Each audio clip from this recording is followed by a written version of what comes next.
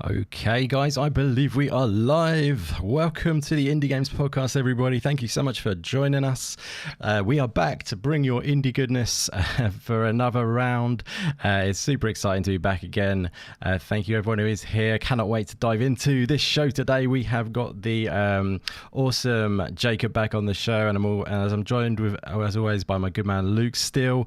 But yeah, we've got an absolute ton of topics today. Awesome stuff to chat through, so I'm going to waste no time, just get tucked into some introductions. So yeah, firstly, joined by my partner in crime, as always, it is Luke Steele. How are you doing with that 4090 goodness, my friend? How's it going?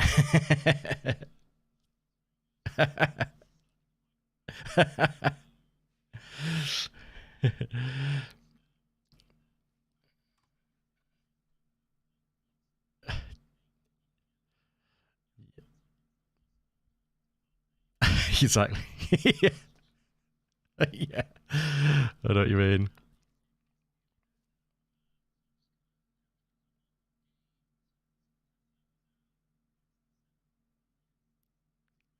Oh, fantastic, buddy. Yeah, I saw that rig. I love the pictures as well. It looks absolutely amazing.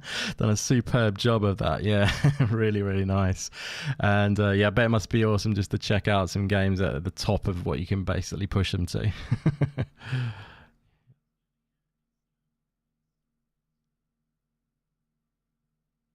Okay, right, already we're having issues. Okay, now that's it's probably me as always.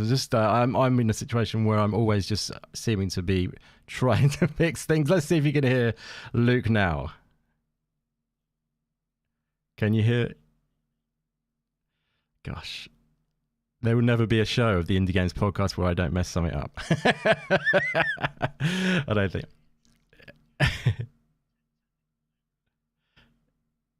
Can you hear now? That's weird that you can't actually hear him, because I can hear you, yeah. Let me see then. Okay. What I'll do is I'll push you through another channel. Okay, right. So let's just, this will, if you talk 1 second. Hello. Yeah, we'll get you through on that channel. You can hear me all right though, guys, yeah? I'm guessing they can. So yeah, anyway, let's get rolling. I think I can see a reading on my other channel where I've pushed through now. So yeah, let's say Luke is joining me as always. Pleasure, buddy. How's the 4090, my friend? We'll go back in time and we'll talk about it again. It's great. It's large. It is very power hungry, but it's awesome. It's awesome. And yeah, I'm just super impressed in general with the whole thing. Built it with my bare hands. So that's cool. And yeah, it looks great. And yeah, I just want to play more games on it. I've only had a chance really to play 2. So even then I haven't had a load of time to play them, but it's been great. Nice, awesome stuff. So, you played on? I think you said you played on, because I joined you the other day, didn't I, on your podcast, of course. I think you said you played Plague's Tale. Was that right on it? Yeah, I did about 20 minutes of Plague's Tale and about 30 minutes of Cyberpunk as well. Purely because I guess those are, really good games to test out something like this, particularly Cyberpunk, which is obviously super demanding. And it's just absolutely obliterates both of them, So it just doesn't have any issues at all. Plague's Tale, if you put DLSS 3 on, is about 160 FPS maxed out at 4K, Jesus. Which is just absolutely insane. Just totally crazy. That is bananas. So yeah, it's just bananas, really. So yes, no, I'm very, very happy with it, and yeah, I'll load up Celeste, see if I can get 1,000 frames or something. That's what I'm talking about. Yeah, it sounds good to me. Those extra frames might help with that fast-paced, platforming. Yeah, that fast, especially the last section of that game. That's a real bugger, the last section. Definitely. So, yeah, but otherwise, doing very well and happy to be here as usual. Good stuff, buddy. Always a pleasure. Thank you very much for being here. So also we have the legend that is Jacob returning as well. Always one of the most awesome guests we have on this show, and he's just like brings amazing content and shows me up most of the time with his indie knowledge. So absolute pleasure to have this guy back on. Jacob, my friend, how are you doing? I'm doing great. It's nice to hear about Luke's new 4090 enjoying games like glorious 4K and even above. And I just got something that allows me to play some games at glorious 800p. And I'm very sounds like a Steam Deck, yeah. That's right. That's right. I have That's now just as good as a 4090. I think me and Niddy can vouch for that. Like, it's just as good as any graphics card. I think the 4090 is the only thing bigger than a Steam Deck. Oh, yeah, just about. Yeah.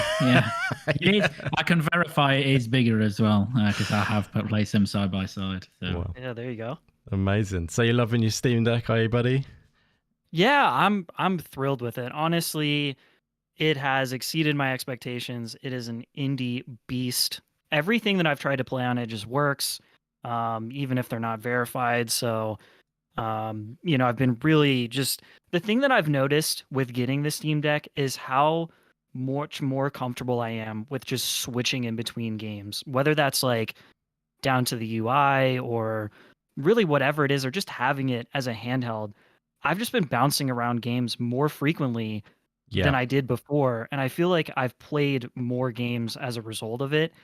And just the experience of playing it handheld has been great. And it's a backlog killer too. I love it for playing backlog games. And good shout. Any of the concerns about like battery life and stuff like that, if you're playing indie games, you really don't have to worry too much about that. Now, if you're trying to run Cyberpunk on it, you're probably not going to get much battery life. But but playing indie games, it's so good for that. And I'm sure it's going to be years away, but I'm already ready for Steam Deck 2. Nice, yeah. A lot of people saying it would be nice to get a better battery, although you've said it's quite good anyway, but the screen would be quite a good upgrade as well, wouldn't it? I was going to say, I just like if they did nothing else and they released, it was like same specs, if they just did the same thing but with an OLED screen, it would be absolutely incredible. I would gladly pay more money for another version with an OLED screen because that's the only thing that lets it down. And even then, it's not terrible. It's just not ideal. Yeah, I agree with that. Yeah, it's good, but it's not like doesn't blow you away. It doesn't like pop off there all the time. If it's certain games, they do look really great still. It does the job, but yeah, like I know what you're saying with that. So what games have you been playing on there, Jacob? Well, yesterday I just played Nico Necro, which released yesterday in the Halloween spirit, which is if you're not familiar with that, it's a black and white monochromatic 2D platformer. It is a 2D platformer in its purest form, and it was developed by JXT or Pins and Pixels on Twitter. It was all hand-drawn on pen and paper, so every element of the game was hand-drawn. So as you can imagine, it took a very long time to develop this, but that developer knows their way around platformers, and it is just, like I said, a pure 2D platformer. It's great. And I've been playing it. It has been a roguelike machine for me, in addition to backlog. So a lot of Vampire Survivors, Brotato, Bone Razor Minions, which I think is the most underrated kind of auto-battling roguelike out there. Like, give Vampire Survivors all the flowers. It deserves it. Yeah. But Bone Razor Minions has just such a wonderful art style, really good music, and it's more active, in my opinion, than Vampire Survivors because you have a dash mechanic and you don't actually do the auto attacking. You raise minions to do the attacks for you and upgrade them over time. Nice. There's also multiple game modes and a randomly included card game in there that I'm not even sure why was included in there, and it has synergy with like the main game modes. It is an incredible value for like $4.99. So that one's been really good, and I've been playing Ollie Ollie World on nice. The Steam Deck as well, and that plays beautifully on there. I keep thinking that's going to be one I'm going to pick up for that because I thought it would work well on there. It does then, does it? Oh, it's really good. I mean, it scales well to the screen. Its art style just pops, and it's interesting with the screen. Like the screen definitely is not as good as I would have hoped for, but in certain games you don't really notice it. Like Yeah. games that are like pretty contrasty, Mm-hmm. you tend to kind of forget some of the lack of color accuracy and sort of the Yeah. dullness of the Steam Deck screen. So Ollie Ollie World's really good, and Horizon Chase Turbo I've really Yep. liked on there as well. Yeah, I've done Inertial Drift on there, and that's got a really sort of strong art style, and it looks amazing on there, if you know what I mean. It really pops still. Yeah, and there's a third party tool that I forget the name of already, but you can actually dial in the contrast and the individual like color levels to sort of make it pop a little bit more and make it better. I've only seen it in videos. Like there's a YouTube channel called Fan the Deck that talks about it a lot, and it definitely makes an appreciable difference. So that might be something worth checking out if you have a Steam Deck and your games aren't exactly popping the way you'd like them to. Nice. Yeah, that's a good shout. It's the good thing about it is the customization. At the end of the day, with things like that, there's always going to be little things they can do that you can actually get into customize. But yeah, that's a great shout. Excellent stuff. Well, yeah, this is going to be a fun show, guys. We've got lots to get through, so we should probably waste no time. But I firstly want to say huge thank you to everyone who is joining us in the chat. It's awesome to see you guys in. So many great names in there. Great to see Lady Foxfire back in the house as well. I haven't seen you for a while, my friend. Great to see you. Hope you've been well. We've got AR Games in the house. Meisuko doing the mod duties as always. Hope you're doing well, my friend. Hope the levels are all okay. If you wouldn't mind letting us know if we're all balanced and we're all about the same volume, that would be much appreciated. It's one of my pet peeves that when I listen back and I'm like louder or they're all off balance. So let us know if that needs adjusting. We'll change that for you on the fly. So yeah, thank you very much everyone who's joining us. Who else have I left off? There's Scott in the house. Great to see you, my friend. It was awesome hanging out with you on Green Pass Gaming the other day. Check out that channel if you haven't already. Of course, that's where Luke hangs out as well, his other home, I guess you could say. Ori in the house as well. Great to see you, my friend. Thank you very much for being here. So yes, let's do this, guys. Let's get on with some topics. As I say, we've got quite a few to get through, a couple of which you can see on the screen there, but quite a few more as well. But what I'm going to do is we're going to go straight into a little sort of quick fire news bites section, which I'm calling indie news bites. Pretty unoriginal, but there we go. Yeah, we're just going to tuck into a few little bits of news, as I say, that have been revealed quite recently. Obviously, this is only a monthly podcast, so maybe a little bit further back, but yeah, we're going to dive into those, and then we're going to move into the kind of first topic. So first of all, just want to a little rundown of these little things that were announced, as I say. So the first one on the agenda is that there is a Day of the Devs showcase coming up very, very shortly, which is always a fantastic showing of indie games. They do an amazing job of just showcasing them, as you see on the screen right now. This is the trailer for the actual showcase. It is an actual in-person event as well, which is returning on the 5th of November, but there's also an online showcase. I believe it's the 3rd as well, so I cannot wait to see what they've got on there. This list of games that you're seeing right now flashing past you is the ones that are going to be featured, and there is an absolute ton on there which are just all of my most anticipated, basically all in one show. But yeah, it's going to be a great show. Day of the Devs is always a fantastic thing, and yeah, it's just always worth checking out, guys, so keep an eye out for that soon. So yeah, that's one of the little things I wanted to give you a little heads up on if you weren't aware of that already. I was hoping to do sort of a live reaction to this, but I might be working at that time, so it's probably going to be, I might do after the fact or something, like do a little video potentially, but I'll see how it goes, what happens with that. But yeah, check it out for yourselves anyway. If not, I'll drop some sort of tweets on Twitter with regards to updates on it.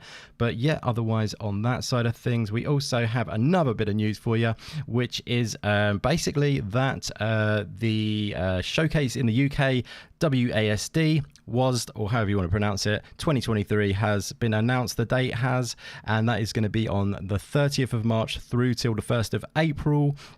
that's going to be on. It's a 3-day event, a very much indie focused showcase in the UK. So definitely looking forward to going to that event, as I've applied for the press pass and have been accepted. I'm super excited to say, and a few other people have as well. They've been sending out the acceptances of those quite early, which is awesome. But yeah, just really looking forward to that. Going to be diving into that event big time. I'm really hoping my good man Luke still is going to be going. I'm going to twist his arm. Well, how are you feeling on that? Pressure. No pressure at all. Yeah, we'll get you there. No. Definitely gonna go, provided I've got the holiday. Hell yeah, sounds good to me, buddy. Sounds good. So we'll be, basically. Yeah, we'll be bringing you that coverage from not EGX, I was going to say then, at WASD. So yeah, they're going to be having some great games on show. If you are looking at checking out some games at the showcase for yourself, highly recommend doing this one. It's in London, and it's a cool place it's located in. And yeah, check out WASD, WASD 2023. They're on their website. It's WASD Live on Twitter as well. Check it out, and it'll be awesome to meet up with some more people as well, as always. Love doing that sort of thing like at AGX. But yeah, the other thing to mention though, with regards to a little bit of news, was a bit more common knowledge, but it is that Somerville has also recently received its release date. So that is on the 15th of November. Very much excited for that. And, we're going to be basically tucking into that.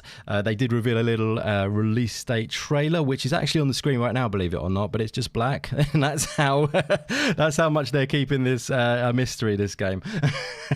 So yeah, basically the release date was revealed with a nice little logo reveal. And, the 15th of November being confirmed as the release date for Somerville.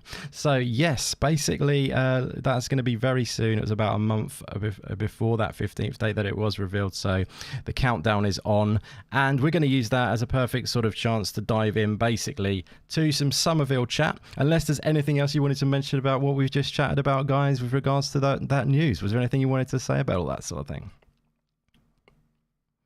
Probably recommend people watch Day of the Devs. Definitely. It's usually very good. Usually very, very good. Absolutely.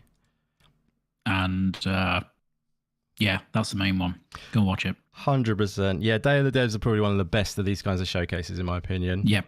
Yeah, you got the Guerrilla Collective. They do a great job. But Day of the Devs always has that sparkle, doesn't it? I mean, the people who put it on, obviously, Tim Schafer and his crew and the IM 8-bit team, they do amazing work at putting this on. So yeah, it's great to see it back in person. Obviously, we don't get over to the United States very often, but where it's going to be in person. But on the showcase side of things, it will be, be able to check it out via that. So I'm looking forward to that. Yeah, but they do a good job for sure. How about yourself, Jacob? I imagine you got your eye on this one. The exact same thoughts. It's one of the most underrated presentations in the season, and I think that more people should give it a chance. It's one of those things where, everyone kind of hypes up.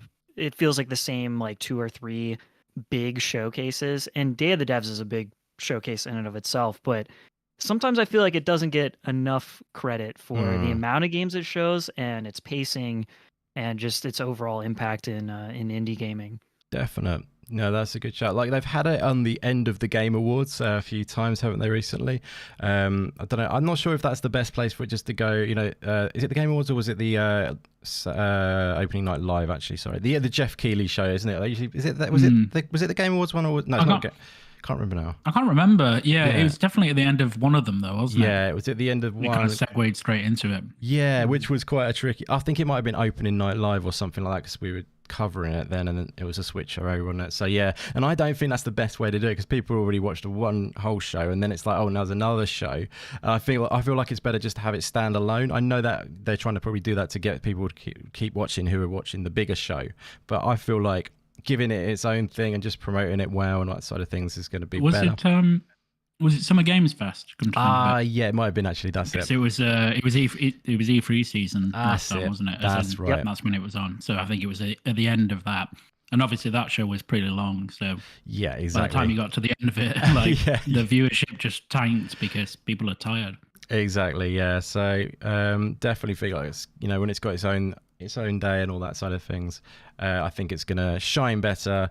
I don't know, they might continue doing it at the end of the Summer Game Fest, who knows, but this time around, this one is going to be its own thing. So look out for that, guys. Follow I am 8-bit and all that sort of stuff on Twitter for the updates, and obviously Double Fine as well, they'll be tweeting out about that as well. But yeah, check it out, guys. That's a little bit of news for you guys. We're going to move into, as I say, on the back of the Somerville release date, to have a little chat about Somerville, because we cannot resist doing so. I did chat about it obviously on Green Pass Gaming the other day with Luke and Scott and Puxley, of course, but yes, I cannot wait to dive into a little bit of chat with you guys here. So let's go ahead and do that right now. I imagine all of us are probably excited for Somerville, but yes, I'm going to basically just confirm once more, 15th of November this game will be coming out. It's been a long road, long wait for it, but I love that because that means they've taken the time they need, and it's looking absolutely stunning, this game. And obviously everyone knows probably, this is Dino Patti, who was ex-Playdead, who made it Inside, and now is started a new studio with a guy called Chris Olsen called Jump Ship, and this is their first game. So and it's looking amazing. A good collaboration between those two great minds, I'm just super excited for it. But what I might do is fire this one over to Jacob first, actually, because I've spoke to Luke about it quite a bit already. Obviously we're going to talk more, but let's fire this to Jacob for the freshness of that and hear what you think. Are you excited for Somerville, Jacob?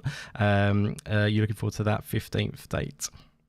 I am very excited for it. It's one of those games where I actually think the most recent trailer was kind of genius, because it's one of those games where I want to know as little about it as possible going in. Yes. And I don't want anything spoiled. Obviously, the footage that we have, the screenshots that we have, it's great. And having that Playdead experience, obviously with Inside, Limbo, stuff like that, we kind of know what we're getting into gameplay wise, and the whole spectacle and cinematic quality of it. It's, again, I just think it's genius to just be like, we're here, this is the release date, we don't even need to show you anything, you're going to be excited, stay in the dark, exactly, metaphorically or whatever, and just dive right in. And so I'm very excited for that, and I think the marketing play is a pretty smart one. I definitely agree. We talked about that actually again on Green Pass Gaming, that it's very much keeping it in the quiet, and it's wanting the freshness of when you experience it. I think like I said, they'd spoken about that quite a bit, of keeping it fresh for a true discovery experience, and I totally agree with you there, buddy. So this kind of game, it's up your street. I'm guessing you played Inside back in the day. Is this? Do you think this is going to have any of that DNA there, or do you think it's going to be quite a bit different? Are you excited to tuck into it in that regard? I think there's going to be that DNA on there, at least just from the overall vibe that we're getting from the footage that we have. Obviously, I don't think it's going to be, a one-to-one kind of comparison, but this is one of those games that is very hyped for me in the same way that like Planet of Lana is, in terms of its cinematic quality and sort of the sci-fi nature of it. I definitely think there's going to be some similarities with previous Playdead games, but I'm excited to see how they sort of differentiate from that being a new sort of project and studio collaboration. Definitely. Yeah, no, absolutely. I think that's a great shout. I mean, I think they are, that's the thing with, one of those things is like Chris Olsen is kind of, it was almost his baby first, I think, and then Dino Patti came along and joined the team, and obviously he's a massive part of it, of course, now. But I think Luke was saying he's almost trying to not attach it to Inside as much as possible. Was that right, Luke? That he's kind of he wants to keep this as a fresh thing, and I wonder if he has a bit of a thing about everyone always comparing it to Inside, obviously, and Playdead games when it's his own baby. I wonder if he's a bit protective over that. Do you think? Yeah, definitely. I mean, if you look at interviews with Chris Olsen, I don't think there's been many, if any, with Dino Patti about it. But Chris Olsen's very much, this is he can see why people compare it to Playdead's games, and obviously they would do given Dino Patti's association. But he's kind of been pretty adamant that it's not that it's different from that. So the way they play with perspective, for example, and you said there's not a big focus on puzzles in this. Right. But invariably, it's hard not to make that comparison, isn't it? Because even if Dino Patti was not involved in this game at all, if you just took him out, if you look at the game, it looks very much like something that Playdead would do. Yeah. At least as Jacob said, like the cinematic quality, the way that it's presented is very much that style of game. So I think I'm looking forward to just seeing mechanically how it differs, and how they're going to use perspective, which they have shown off a bit in some of the trailers. It looks great. 100%. Yeah, no, it's that I mean, it's a funny thing because you're like, he wants it to be his own baby. I'm sure, being compared to one of the best games ever made isn't a bad thing. You know what I'm saying? Oh yeah. So but it does look amazing, and it's the art style and stuff like that. You can definitely see the similarities there. But yeah, that's interesting, as you say, about the puzzles is not so much of a big thing. It's a bit more narrative, and reckon it's maybe less vague as well. Do you think it's more on the nose storytelling, or would you say it's still going to be quite sort of environmental and draw your own conclusions sort of thing, would you say? And that's hard to tell. It's a bit hard to tell, but I think it doesn't look as mysterious as Playdead's games, as in, Limbo and Inside, they are like conceptually and aesthetically quite strange. They're not, it's kind of difficult to parse what's happening just from the visual of it, as in you don't really know the context or story, etc. And then you kind of dive into it. And they're left pretty ambiguous, especially Inside. Whereas this, I think, like, it's very clear what's happening in the game. Like, there's an alien invasion. You play as, a family, basically, or the husband of this family. So in that sense, it's a bit more on the nose in terms of its storytelling, but I think it looks mysterious enough that there's clearly going to be some shenanigans, and I don't think it's going to be as simple as presented. And I think the reason that they're not showing that much is precisely because there's shenanigans. What happens? So. There's a level where you have to go down the arcade and hit the things on the head with the hammer and stuff. Yeah. You're the dog for one of the bits of the game, or something like that. Yeah, that's brilliant. So obviously it's like 3D as well, like, which is cool. It's funny, when we were talking on Green Pass, I have to admit I didn't refresh my mind that much about what it looked like before we spoke, and like when I did go back to the trailers before today. Actually, there is quite a bit in there in a way that we can get our draw some perspective from, like, because it obviously is an alien invasion going on, and it's very interesting. And on that side, it's still very vague, of course, but everything about it just looks stunning in my opinion, really.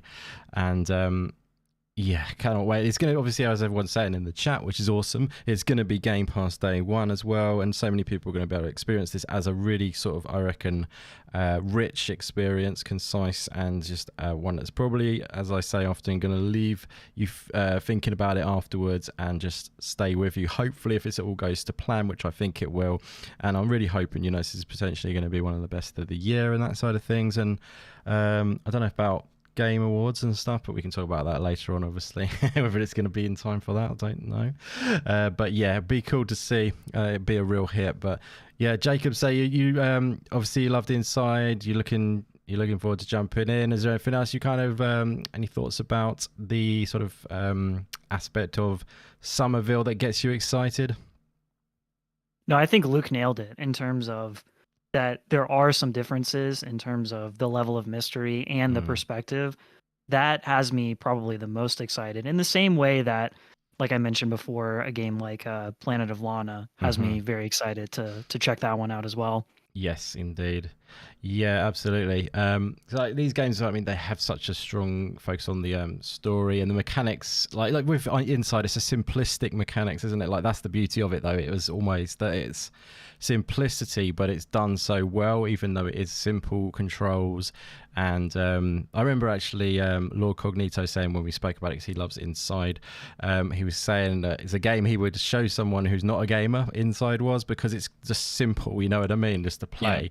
And that's just genius stroke, really, because like it's incredibly well done, but at the same time still just easy to pick up. And maybe this one will have that sort of thing as well. I think it probably will. And like even the way that it's presented, it sort of almost feels like it's been presented as a film, if that makes sense. It's almost like it's not thought of as a game. And even like, you know, just like the way the credits show up and stuff, it looks like the fonts they use for when they, you know, did the cinematic trailers for films and stuff. And obviously the look of the actual game itself. But yeah, it feels like it's going to be one of those just amazing experiences, and super excited. Let us know, chat. Are you excited for Somerville? I know a lot of you are, and it's awesome to see it's going to be Game Pass, of course, day 1, 15th of November, not long to go. Yeah. Anything else you wanted to mention about this, Luke? Is this with Somerville, anything you wanted to talk about on it? I just can't wait to play it. Just can't wait. Yeah, absolutely. Yeah, and on that subject, hoping that myself and Luke might get a review key for this one. We have applied, but it's probably not going to happen because of the nature of their PR. Seems really, really hard to get hold of and all that side of things, but maybe it's just one of those things. But either way, we're going to do a review of this, or a little chat about it once it actually comes out. So yeah, look out for that, guys. We'll be covering Somerville in some fashion, that's for sure, on a video. So really looking forward to doing that and just diving fully into it. I want to play this game. I don't know how long it's going to be. Maybe it's going to be a shorter experience, I'm thinking, and it's probably going to be one of those one sitting or maybe 2 maximum, I reckon. What do you reckon? Yeah, I'm leaning that way too. And honestly, the older I get, the more I appreciate games that are like that. Yes, indeed. Yeah, 100%. Yeah, I mean, sometimes obviously games will keep you gripped in there, like Vampire Survivors. You know, that's keeping people gripped pretty well. But you know, it's nice to have those games where it's just in between and you're just going to really focus on the game and just enjoy it as a whole. But yeah, definitely fantastic, guys. Well, Somerville, baby, bring it on. I think it's going to be one of the best of the year. So really looking forward to diving into it when it comes out, and it's really not long to go now, and I really enjoy, as always, the way they sort of reveal this game, and it's just coming around the corner. Again, as I said on Green Pass, you know, once, you know, when they do it that way, you know they have put all the time into making the game that they wanted to, and then they've come out with a release date, and I think it's going to bode well for the actual experience itself, because yeah, they've spent all the time they wanted, and nothing's going to get in the way of their creative vision, basically. But yes, Somerville, guys, let's do this. I cannot wait. Shout out to you guys in the chat. Yeah, if you're looking forward to Somerville, give us a comment and we'll read those bad boys out. I know a lot of you are. Lady Foxfire, indeed, and Meisuko saying they're really looking forward to it. And yeah, definitely going to be cool that everyone gets to experience it through Game Pass, indeed, for sure. But yeah, cannot wait to discuss it as well. It's going to be an interesting one, I imagine, to have a discussion over. But yeah, fantastic, guys. That is, I think we'll keep this one short and sweet, as we feel like we have probably talked about it quite a lot on Green Pass already. So check out the old Green Pass podcast for discussion on Somerville as well. And we've got a bunch of topics to get through today, so we may as well keep this one rolling. But yeah, shout out to you guys in the chat again. Thank you for being here with us, and we're going to move on pretty swiftly to our next topic, which is, in fact, a game we've been playing recently. I know at least 2 of us, at least 66.6% of us have been playing it. I'm wondering if Jacob has been playing it as well, and that game is Signalis. Have you had a chance to check out the game Signalis? Has it been on your radar, Jacob, just out of interest? Signalis has been on my radar. I have not played it yet, unfortunately, but I have checked the Steam reviews and checked the critical reviews, and wow, I mean, yeah, this game has done very well out the gate. Most definitely, yeah, it really has, and that is so great to see, for sure. It's like, yeah, it really has. It's overwhelmingly positive on Steam at the moment, isn't it? And the reviews themselves doing really well as well. I haven't actually checked any of the actual sites and stuff who've reviewed. They've been reviewing it highly as well, I guess, on like that side of it, have they? Yes. So on OpenCritic, it's got 90% critics recommend, about an 82 average, and I think more will come in. Other than a couple of outliers here and there, we're getting anywhere between 8 and all the way up to 9.5 from Destructoid. So nice. It's doing really well. And if anyone thinks 82 is not good for a critic average on OpenCritic, it's actually very good. And in fact, like, a lot of games this year have kind of been in that like 79 to 83-ish range, so it's doing very well. Yeah, that's great to hear. Yeah, fantastic. Good stuff. Yeah, I imagine it's something you're going to jump into, but there's so many games, isn't there? Is it your sort of thing, though, like survival horror stuff? Is that up your street, or...? It's usually not. Sure. I'm kind of a baby when it comes to horror games, but so many people have talked to me about it. I spoke with a freelance journalist the other day about the game, and he was like really excited to jump in, and that kind of swayed me. I was like, I can't ignore it. Like I have to just get over it and jump in because it looks so good, and so I have to put my babyish horror tendencies aside. And, well, I think you'll be absolutely fine. It's not like it's crazy horror. I think it's unsettling. It's kind of like psychological. It's really well done. I mean, if you enjoy obviously the old Resident Evil games and stuff like that, that's a bit different. But and if you enjoy like Dead Space, would that be something you'd play? Or that's a bit more horrific than this, I would say. This is just more unsettling vibes you get, and I don't know whether that would be something that you would entertain. Right. Yeah. It's one of those things where, like you said, it's more of an unsettling vibe than, at least as far as I know. I'm trying not to dive too spoilery into it before I play it, but like, you haven't really experienced anything jump scary or anything more just unsettling is what you would say. Yeah, right? I mean, it's not a jump scare. I mean, there's one moment where you go out of a room and then you come back into a room and there's something there but wasn't there before, if you know what I mean. But it's not like, oh my God, I'm going to freak out. Right. You know what I mean? It's like, it's just nicely done almost, if you know what I mean. It's not like insane, but yeah. Oh, I just noticed what's going on in the chat. That's cool, isn't it? Thank you, Meisuko, for saving the day on that one. We don't usually get them on this channel, actually. It must be coming over from the Green Pass Gaming crew that Luke bringing them over. They know I'm here. Yeah, exactly. I keep clicking on them, damn it. That's the problem. I love it. You just can't get enough. I definitely recommend checking it out though, Jacob. Yeah, I think you'll enjoy it. I may even give it a try, and then I think you'll find that you'll be absolutely fine with it, and you'll enjoy the sort of like more thriller, if I could say it, thriller aspect of it, if you know what I mean. Like, right. But yeah, so let's fire this one to Luke though. I mean, I've been playing this game for not too long, about an hour and a half or so. So I've really enjoyed it. But I'm really interested to hear what Luke has thought of it, because I know he was really, really excited for this game. I'm not sure how much he's played, but I'm sure I think he's had a little taste of this bad boy. How have you been enjoying it so far, buddy? Yeah, no, I haven't had a chance to play a lot of it just because of, well, various things, and there's also so many games out at the moment that it's actually quite difficult to kind of pick one and just like, okay, I'm gonna play this, and then that's it.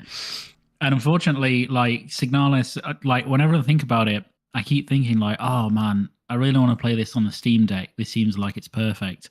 But then, I mean, it's on Game Pass, and I don't really want to spend, the extra money just for the Steam Deck version. So I think I would play more of it if I had it portably. But anyway.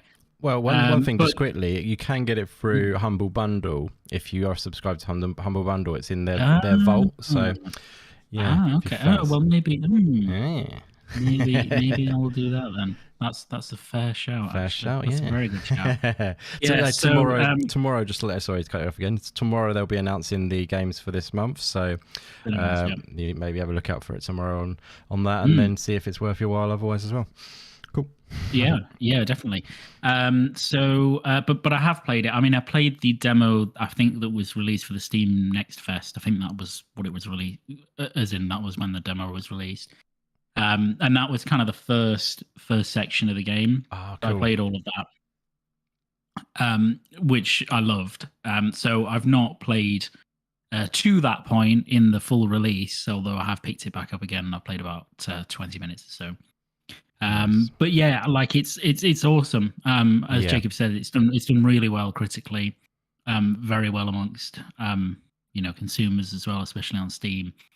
And there's not really. I mean, obviously, there's survival horror. I mean, there's a huge survival horror boom right now, which is great for people like me and you.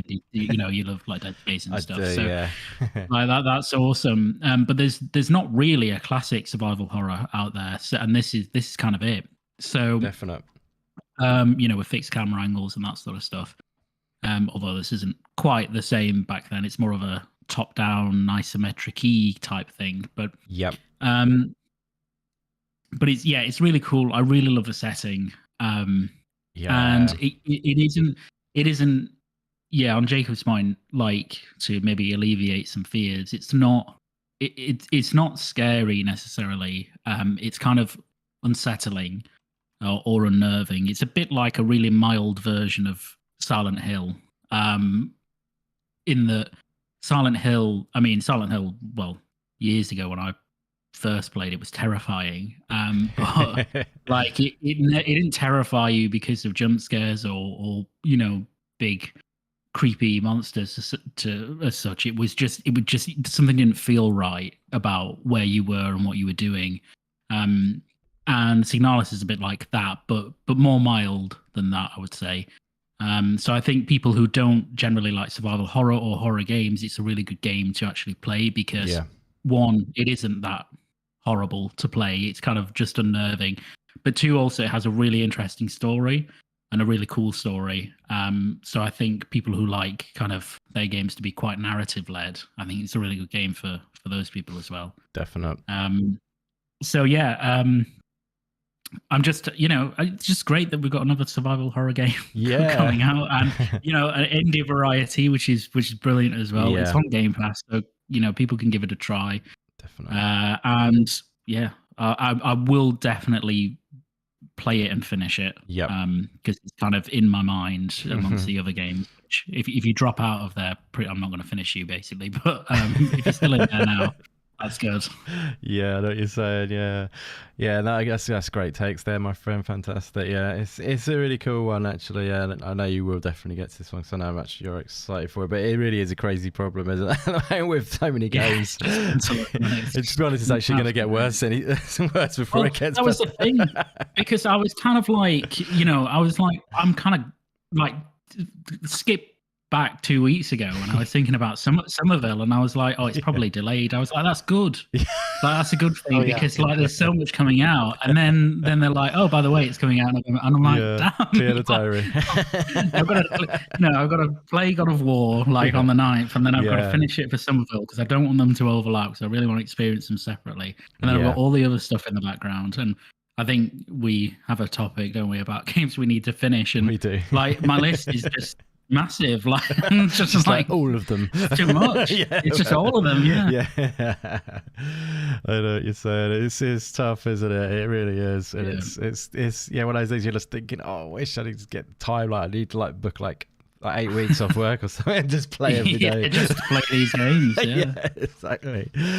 But no, it's good stuff though. I mean, like, again, going back to one of your points earlier, Jacob and Luke, I think we were saying about shorter experiences are good for us in that regard. And so we're able to play these in full and experience the whole of the game, rather than, just trying to get in there and just do a little bit of a game and not really feeling like you're fully experiencing it. So I think this one is a shorter experience as well, based on, I think I saw someone's video saying it was the whole game on YouTube and it was about 5 hours long, but it might have been pretty fast player, but I'm not too sure. I don't suppose you know how long it is, this game, do you, by any chance, guys? I think it is about 5 or 6. Yeah, cool. Yeah, sounds good. But like everything I played on it so far, I'm loving. It's there's some really cool cutscenes and just stylish sort of moments in it.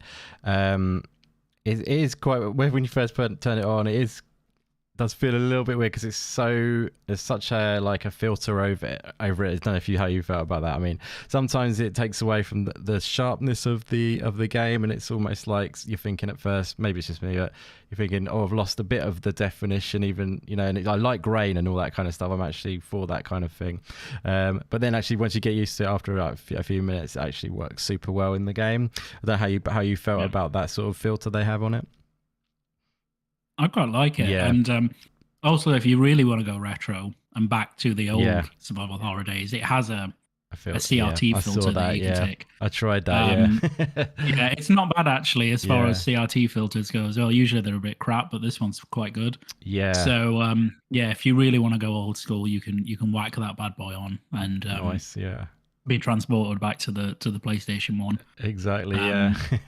So yeah, but the default, I think it's again a deliberate choice because it seems like it slightly obscures the image on screen. Like it's not preventing you from seeing anything, but it's almost kind of like adding to the unnervingness of it all. Yeah, I agree. think. Yeah, So totally.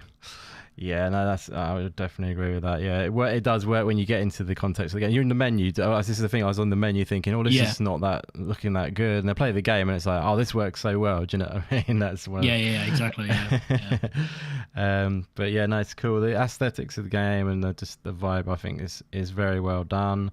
Anyone in the chat been playing Signalis? Like we say, it is on Game Pass. Definitely check it out. Let us know if you have played it, guys, and what you think about it as well. Actually realised I just haven't had any of my gameplay rolling on it, but mind you, my gameplay is a little bit slow at first. It's the slow-paced game, but I felt the actual pacing in the game was actually quite nice. In general, it is very much you conserve your ammo and read through different documentation to find out things, and just like it was back in the day, really. That's what I do really like that about it, that they truly are going down that vision. But yeah, like I feel like I really enjoy the gunplay. It sounds silly, it's like slow, and it feels better than it did in like back in the day Resident Evil. It feels like you've got some decent control over the shot, in my opinion, but maybe it's just me. But yeah, I felt quite good with the laser sight and everything. It felt quite nice. But yeah, like I say, conserving the ammo. It's not about blasting, and yeah, it just feels good. It's some eerie things going on, like on that screenshot, that video there, with the cameras always following you around and stuff. I like what they're doing with it, and I highly recommend checking it out, and I'm very much looking forward to diving into the rest of this bad boy for absolute certain. But yeah, so Signalis looking good. Yeah, looking forward to playing more, guys. And as I say, let us know in the chat if you have been enjoying it, and if not, I highly recommend giving it a download at least and playing some of it and see how you feel of it, because yeah, it's a cool game. I think if you enjoy things like Dead Space, it's obviously not as gory and stuff like that as that, and it's not as action centric, but it has got that sort of like vibe to it, and obviously if you enjoy like the old school Resident Evil, Silent Hill games, then it's definitely paying a lot of tribute to those games, and doing it very well. But yeah, anything else any of you guys want to add about Signalis at all? I have something not actually related to Signalis, No but worries. You mentioned the Humble Choice Oh yeah, brilliant. being announced soon. It's actually been announced. Oh cool, I missed that thing. Nice. So I have the list for you if you want brilliant. that. Yes, please. That'll be lovely. Okay, let's go. So the full list is going to be Eldest Souls, Cool. Hell Let Loose, Kingdoms of Amalur: Re-Reckoning, Morbid: The Seven Acolytes, Raji: An Ancient Epic, Cool. which was up for debut indie game at the Game Awards, tying it into this episode. There we go. There we go. Nice years work. ago. RoboQuest, super underrated Nice. game. I think everybody should play it if you like. Is that first if you person like shooter games like style one, or exactly? It's a roguelike first person shooter. It kind of reminds me if they took like Overwatch and Paladins and made it into a roguelike. It's really cool. I know the one. And has co-op as well. Also included is Shadow Tactics, Aiko's Choice, and then finally Unmetal. And if anybody is a fan of like Metal Gear Solid and like the old school Metal Gear games, this is a sort of spiritual tribute in a very humorous and very self-aware way. It's really cool. It's really funny. And if you like sort of more stealth-oriented games like that, but you also like a little bit of toilet humor here and there, I think you will probably enjoy Unmetal. Nice, fantastic. I think it's a good bundle overall. Yeah, it's funny. You get a lot of stick lately these days, don't they? Humble. How do you feel about their sort of overall lately? You think they've been doing well? You don't know we're sidestepping majorly, but to be perfectly honest, I think it's slid. Honestly, yeah. Over the years. I mean, I kind of missed out. I wasn't a PC gamer when Humble kind of first went on the market, but you can look at like previous bundles and it was like, whoa, like Exactly. Yeah. the amount you were getting for what little you were paying Yeah. was incredible. And obviously they've recently, I guess recently, might have been like 2 years ago at this point. Time is running away from me. Yeah. They were acquired by Ziff Davis, who owns IGN, Yes. and there was a lot of changes that came with that. There were changes to the pricing model or the split between Humble and the charities and whatnot, and that was a whole thing for a while. And I think the quality has just been okay. Like I don't think agree. it's terrible, but definitely not super satisfied. But I think overall, this bundle for $12, you're getting very highly reviewed games, with the exception of, I think, Morbid didn't really do that well reviews wise, but everything else, I think Raji is an underrated game, even though I played it was that. recognized by the Game Awards. Yeah, I played that quite early on, and it's a really good game actually. And Hell Let Loose is very popular.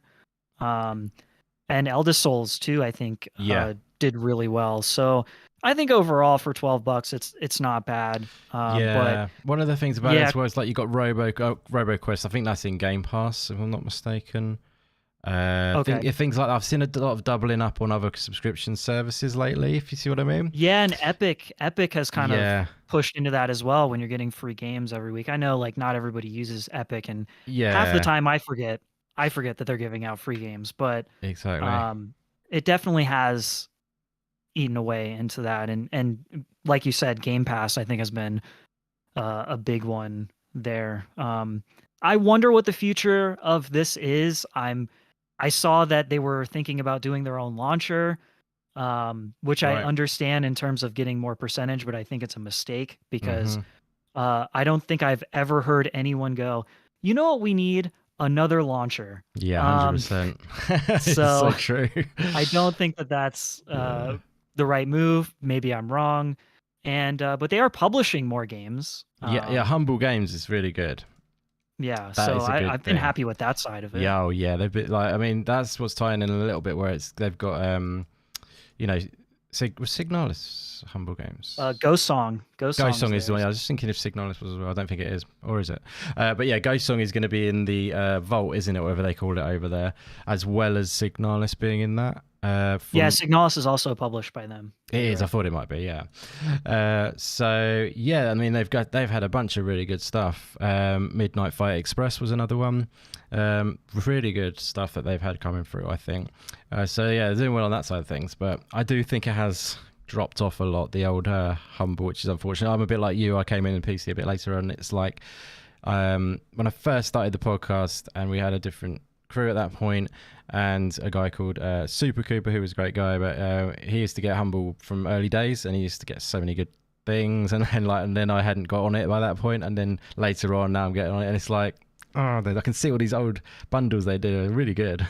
But there are occasionally ones, like last month I froze it for skip a month or whatever you call it, but it all depends, I guess, what you've got already. Like this month I might see it a bit better if I don't already own Raji, you know what I mean, like because I already own it, and that's like would have been one of the best ones for me. But but that's cool though. But thanks for the little update on that, Jacob, much appreciated.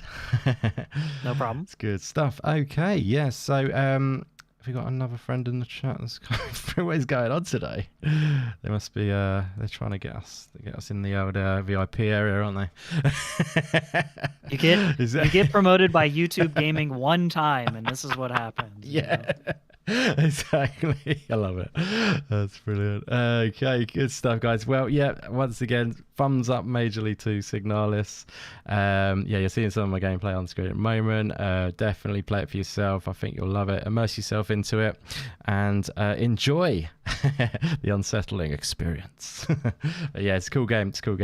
Good stuff. So we are going to keep this bad boy moving. Shout out to everyone who's in the chat though. Thank you so much for being here. We got Stubbs Gaming and Dragon Wolf coming through. Thank you very much for being here, guys. Awesome to see you in, and thanks very much, Scott. I think you popped us already. Cheers for being here, buddy. Much appreciate that. And shout out to Meisuko doing some awesome mod work in there today. Definitely testing you today. It's usually quite chill, isn't it? So now they've put the old test of Meisuko to keep us all in check. Good stuff, though. Thank you, everyone who's hanging out for the show. Really appreciate you all. And yeah, I just want to actually say one other quick thing is...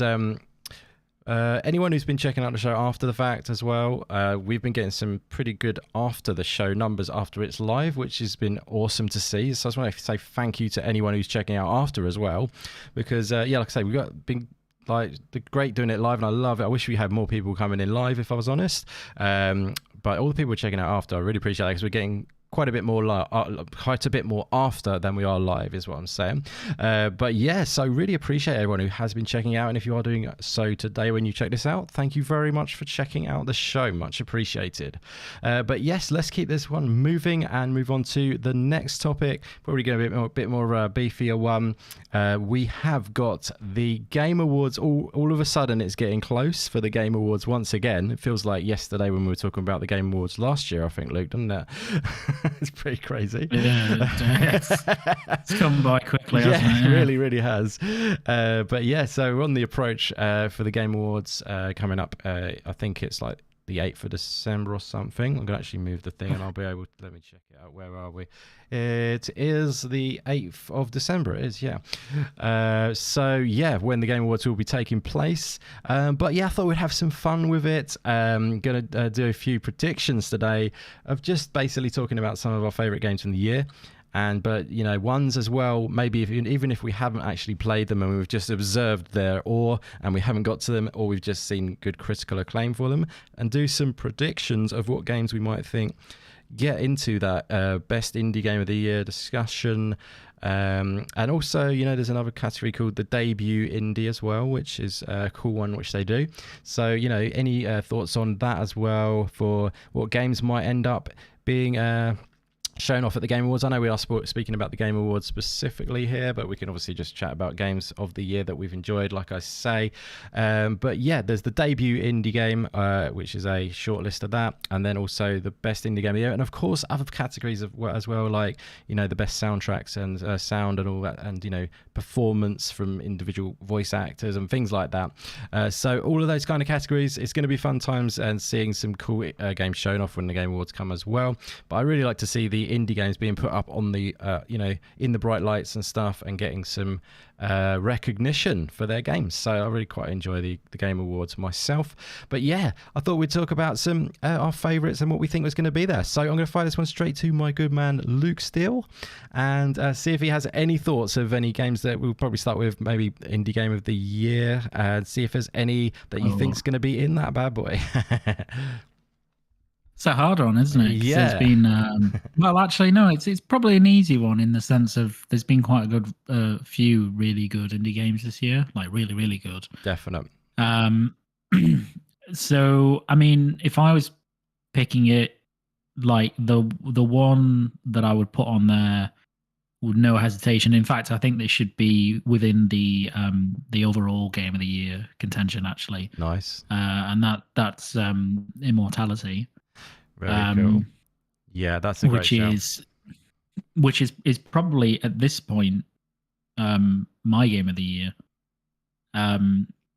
So yeah, I think that has to be up there. I mean, the critical response was really high on that anyway, and it seems like it resonated well with people. Certainly resonated very well with me. Just an amazing experience, really, and loved every second of it. So that one surely has to be in probably both categories. So yeah. Is that's not debut though, is it, for Sam Barlow on debut? No. But for the main game of the year as well. Weren't we? Oh, yeah, sorry. Yeah, of course. Yeah, we're talking about that. Why not? Yeah, absolutely. Let's not put any bounds on that. It's going to be game of the year all the way. All indie games for the main game of the year, I think. Let's make that happen. Get them all in there. Yeah, that should be. Yeah, so definitely that one. Cult of the Lamb, I think, has to be in the indie game of the year contention as well. I think it was Massive Monsters, wasn't it? Was that a debut game as well? It's not. I can't remember. Oh, is it not? They did the Adventure Pals, and then they did a couple other ones before that. Ah, okay. but a great game nonetheless. Definitely. So that should definitely be in there. Stray was fantastic, absolutely fantastic. So that should be in and around any kind of indie game awards. Sifu as well, kind of one that went under the radar, I guess, like after it released. Definitely. That again, fantastic. So there's like a lot of strong games. Rollerdrome is another. I guess if they count Vampire Survivors, given it properly released this year, that would surely have to be It's got to in be some category. Yeah, the 1.0. I think they do class it as 1.0 releases this year. Then that will be classed as this year's game. I think, yeah, if I'm not mistaken. Yeah. So yeah, there's been a lot. It's been a great year for indies, and I'm not sure if Somerville will meet the cutoff, although I think it might be able to slip in there. Hopefully. I think the 9th is like the first cutoff for games, but you can if enough people submit a game for consideration up until the 20th, maybe something like that of November. Right. Then you can get another game in there. So might be a bit too late for Somerville, maybe, given it's out on the 15th. But you never know. And obviously we're assuming it's going to be like, amazing, which I think it probably will be, but there's never like a guarantee with that. Like it would be quite shocking if it isn't, wouldn't it? Yeah, it would be weird if it didn't come out well. Yeah. Given what you can see about it, it would be weird. That would be a bit weird, wouldn't it? Definitely. But I think that, like I said, I think it's been a really strong year for independent games generally. Yeah. Like even not just kind of the bigger ones like Stray and Cult of the Lamb, etc. But right the way down, you have to look at something like Vampire Survivor. That's just gone completely bonkers, rightfully so. Even though it's it's just like the indie of indies, really. But yeah, it's the ultimate of indie, isn't it? Basically, simplicity, as I said on your show. Yeah, but yeah, it's pretty cool to see. Yeah, good shout. There's some great shouts on there. I mean, yes, I think it's actually relatively easy to call. I think this year, although we'll probably be completely wrong when it comes to it, and then we'll find out. But I think it's quite not too tricky. I think there's certain ones that have shone through, I think. But yeah, we'll come back around in a second again if there's any more you want to think of. But I think we should fire this one to Jacob, because I'm sure he's probably got some good suggestions, even if it's the same ones or if there's any other ones at all. What are you thinking is going to be at the Game Awards this year, my friend? Right. So I have been very excited for this topic because in order to properly predict these categories, you got to get in the mind of Jeff Keighley. And you have to evaluate his desires, his likes, the things that he always gravitates towards. So I have the categories from the last couple of years. And I think last year is really going to kind of show you where this is going to go. If you look at Best Indie from last year, we had 3 games, I believe, from Devolver, 1 game from Annapurna that had like Willem Dafoe and 12 minutes Daisy Ridley and stuff in it. Yeah. And then we had I see what you're saying now.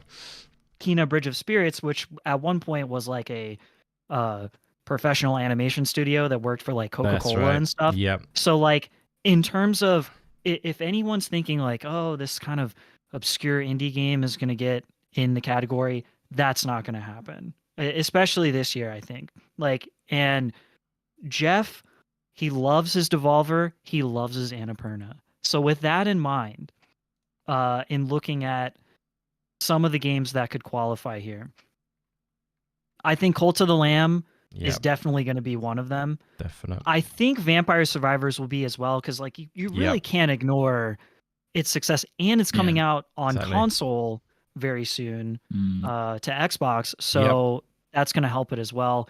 Stray is going to satisfy the Annapurna pick. Yep, definitely. So I think that's going to be in there. I think Tunic has a really good chance of being in there. And as far as if you look at the 12 minutes pick, 12 minutes like really didn't review that great as far as I remember, and Luke it was hates it. kind of mixed as far as its reception. Yeah, absolutely.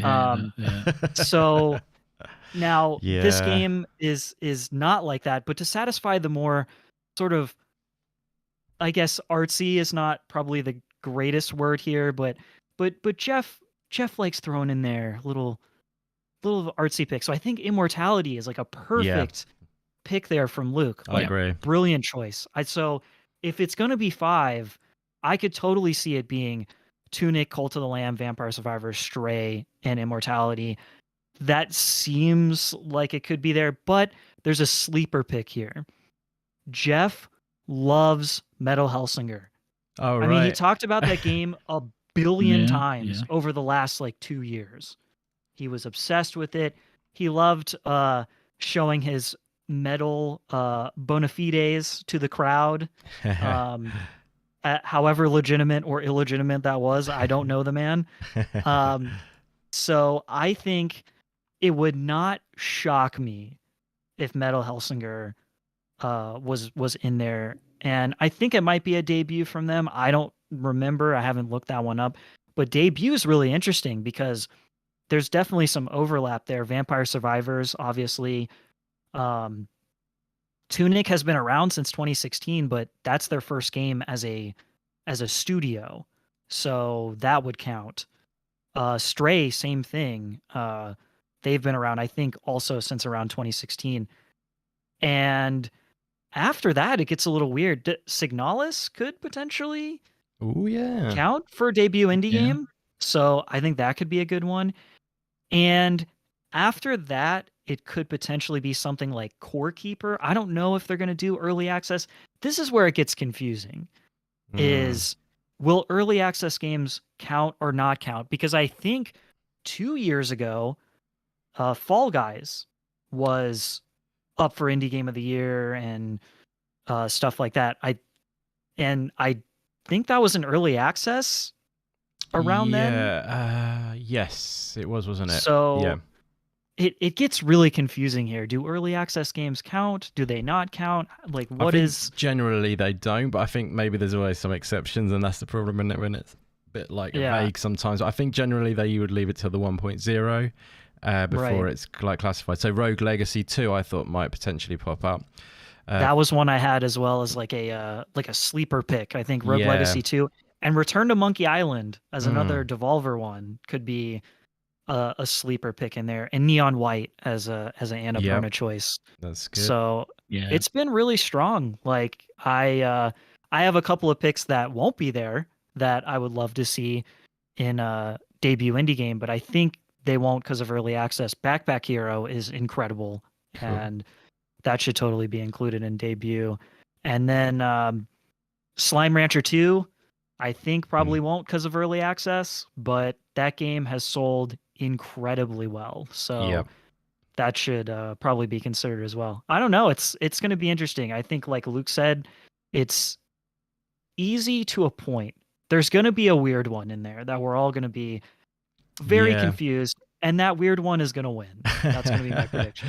Yeah, I mean, it could be. I mean, I don't know why, but I feel it's a bit more clearer than previous years. Maybe it's just we're keeping a bit closer attention to it now. But like you guys have said already, I already think it is. You know, the ones like, you know, the Akinas and stuff like that are this year's Sifu and Stray, and I think they are going to be in there personally. But it's hard to, you know, we could maybe even say what's our definitive and see if we get it exactly right. But you know, it is tricky. But I mean, I think we're definitely going to see, personally, Tunic. I think it's definitely going to be in there. That could be on the debut as well, because that's a debut game from Andrew Shouldice, isn't it? So that could be a good chance for that one. But yeah, like Sifu, I think that's going to have a good chance of being in there.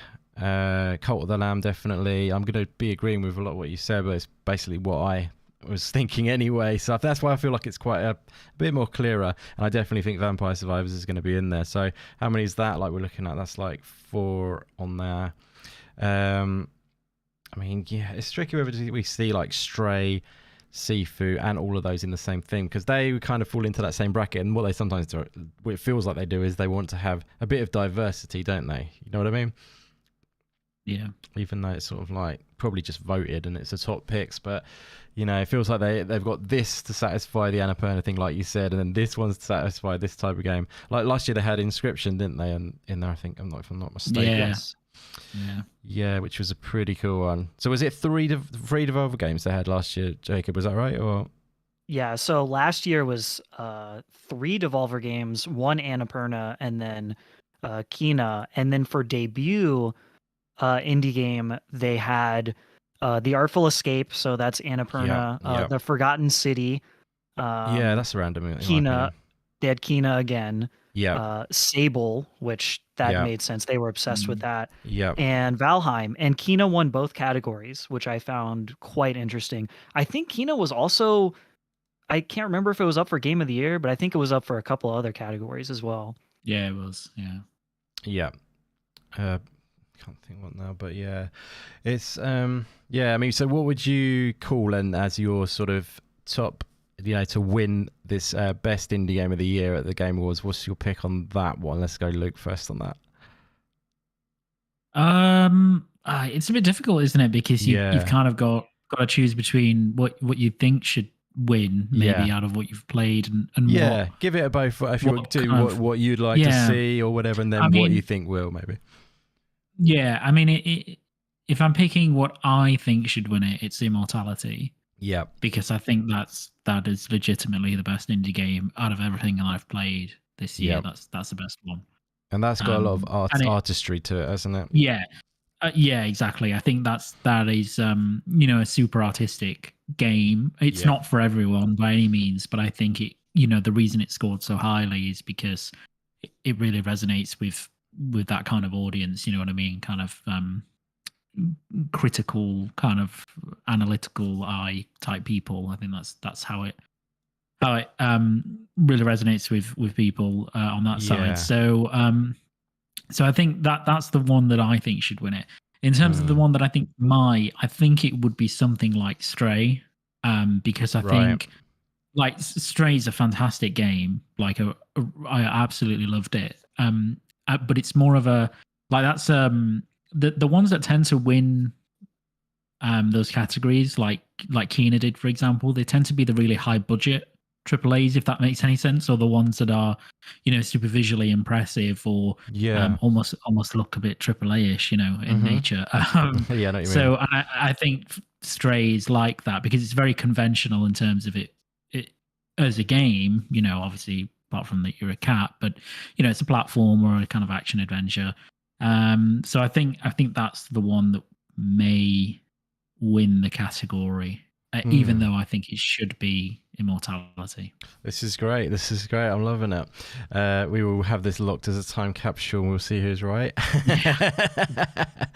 And great. What I'll do is come back to you on a debut one in a minute and we'll see what Jacob's got to say on the same question, buddy. What have you got, Jacob? I think it's going to come down to Tunic or Stray. That's my guess. Both were reviewed really well. Both have amazing art styles and presentations. I'd love to see, just to share the love, if it's between Tunic and Stray in the eyes of the judges, just give one of them Game of the Year or Indie Game of the Year and give the other debut indie game. Yeah, exactly. Yeah. I could see it being a repeat of last year where either Stray or Tunic wins both categories. It's interesting because my favorite indies of the year will definitely not be on these lists. I know what you mean. Yeah. But the more Luke is talking about Immortality, though, the more I'm gaining confidence that it's at least going to be nominated because it just makes perfect sense. I mean, it's a great game. And it's so different to everything else that we've been talking about as potential predictions. I could see that being a surprise sort of winner because when you look at, how potentially this voting works, maybe it could be a situation that Tunic and Stray kind of divide each other in terms of first place votes or however it goes, and something sneaks up, everyone's number 2 sneaks up to win number 1. But I think at the end of the day, it's between Tunic and Stray. Although if you did go by sales, Vampire Survivors really should be considered there, because it is. I mean, it's not the first game in its genre. It actually took inspiration from a mobile game called Magic Survival, which is actually quite good. Cool. And they openly admit, like, hey, we took a lot from Magic Survival. Right. And but it inspired so many games to come after it. I mean, how many sort of auto battling horde survival games did we get after it?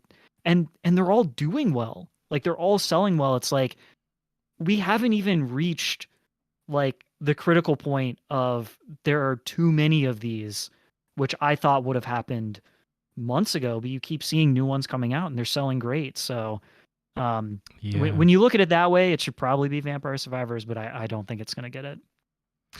Yeah, I know what you mean. It could be that moment though, you know what I mean? It's like almost, I don't know. It's because it's what it's become, and it's just like almost that cool kind of indie pick in a way, because it's so anti, graphical prowess, if you know what I mean. Right. I know it sounds random, but it's sort of just like that counterintuitive thing, but then it also just because it deserves it, because of the amount is, the amount is kept people locked in, and the amount of amazing reviews it's got. But yeah, it's one of those things. It's like, I mean, the way it's done, isn't it? It's voted from all these different outlets. I mean, I think they have 100 different outlets, don't they, who vote for it. And then it's like all brought down into a final score. So with that in mind, I don't know, do you think that could change things, or is that your thought process anyway for this? Yeah, I mean, I think the outlets, love Vampire Survivors, but like I said, if it's, to me, I feel like it's still between Tunic and Stray, and I think it would be funny in a way if these outlets, because these outlets, they're making their legitimate picks, but I'm pretty sure there's going to be some situations where they're going to try to play a little bit of chess instead of checkers here. Sure, yeah. And that could be a situation where, because Tunic and it's Tunic or Stray, that could maybe divide. I wonder if it's like weighted, like if it's like a ranked choice situation, I could see a sneaky winner this year. Yeah, it's like you said earlier as well. If it's like they've won the best indie, it's always nice if someone else wins the the debut or whatever. That's always nice. But it depends, I guess what happens. But yeah, no, there's been some great games, and I think a lot of them are deserved in a sense. I mean, for myself, it's a tough one again. I mean, there's a few of these which we're going to talk about in a minute, which I want to play, which I haven't played and finished. Yeah, so that's the thing. But obviously, we're looking at it as a big picture thing, even though we haven't necessarily tucked into them as much. But I think Tunic is definitely got a good chance. I actually think Sifu's got quite a good chance of being a strong contender there. It's tough, and I think Cult of the Lamb and it's a tough one, isn't it? To say what I think is going to win, I think maybe I'm going to go with Tunic or Cult of the Lamb personally. Although it's tough to sort of I don't know. It's such a tough one, It's really hard. I could easily see it going the way of one of the PS/PC games, like as in Stray or Sifu. Them two, I'm thinking are kind of, I don't know. Let me think. Let's see. I mean, I would like to think. I mean, personally, with Tunic, if you want to talk about my personal thoughts on it, Tunic I really enjoyed, but there was something slightly missing there for me with that actual game. That's obviously me personally, and I think it still went down really well, that game. Maybe it was too much hype or something. But if I'm comparing it to Death's Door, which is obviously a little bit, it's quite a similar game. They're both going for that sort of Souls-like thing. I felt like Death's Door executed it perfectly for me, but as opposed to Tunic, wasn't quite for me as much. I guess I'd say.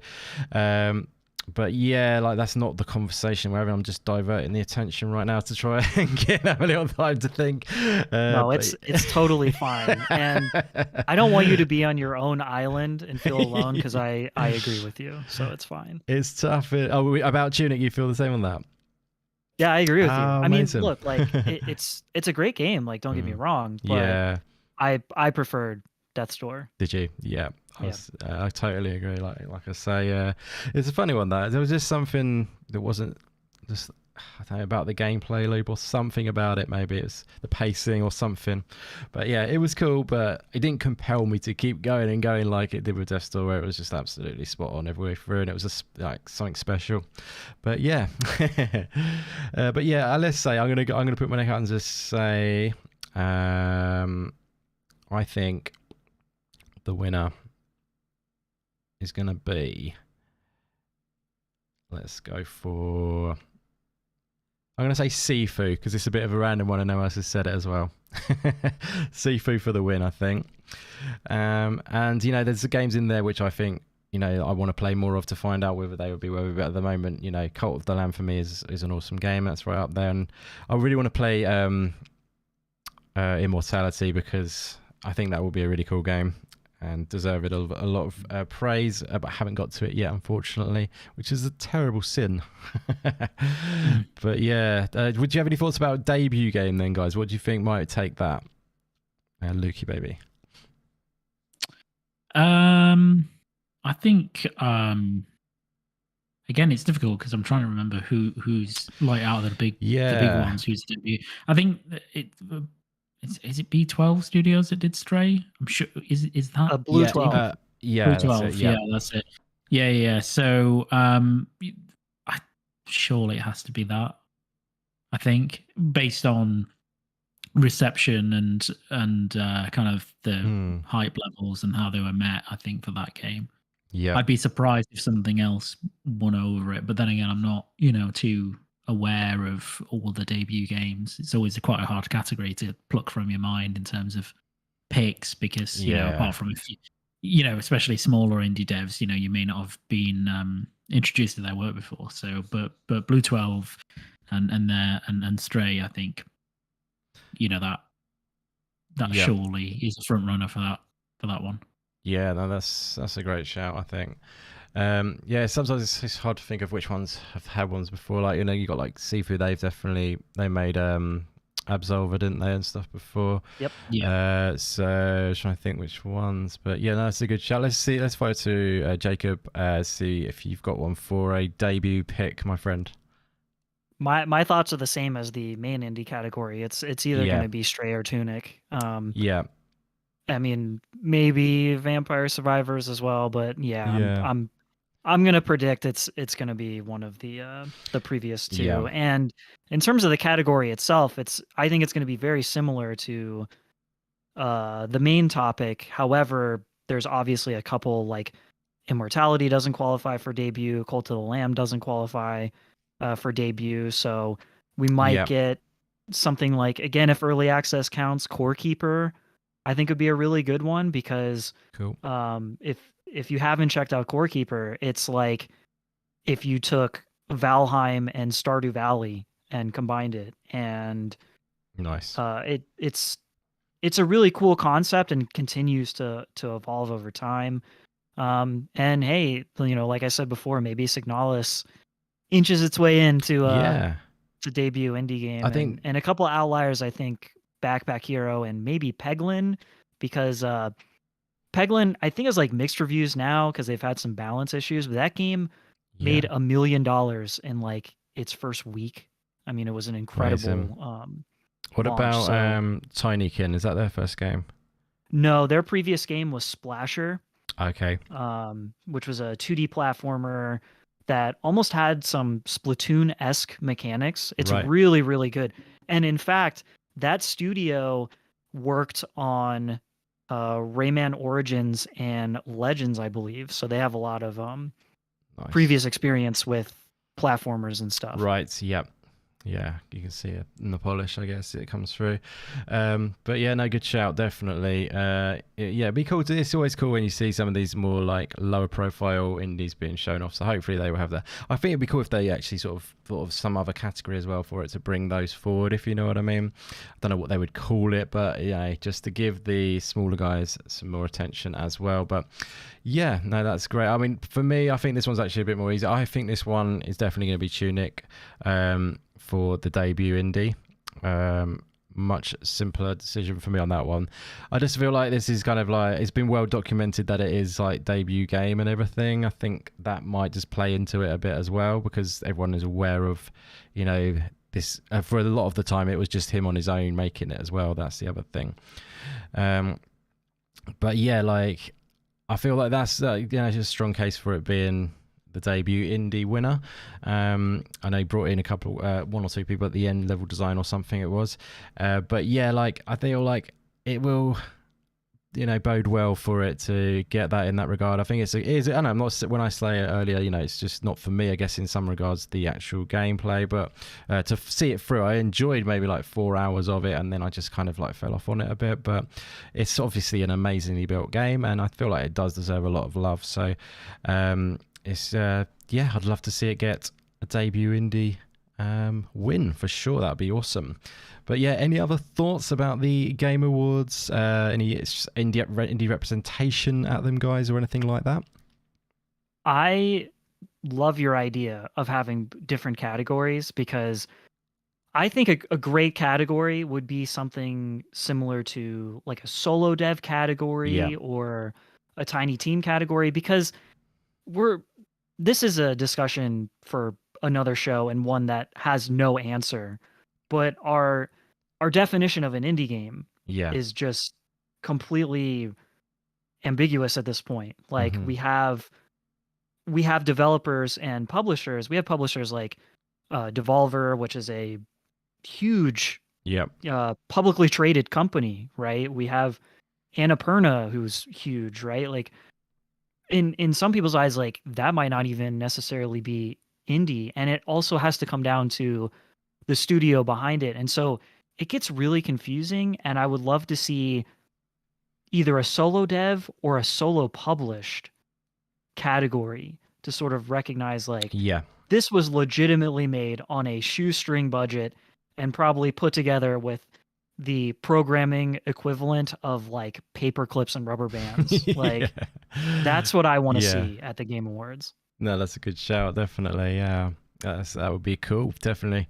I don't know if you were around at the time, but we did I think it didn't do it last year, but the year before, we did a little Indie Games Awards of our own on the channel. We will do that again for sure.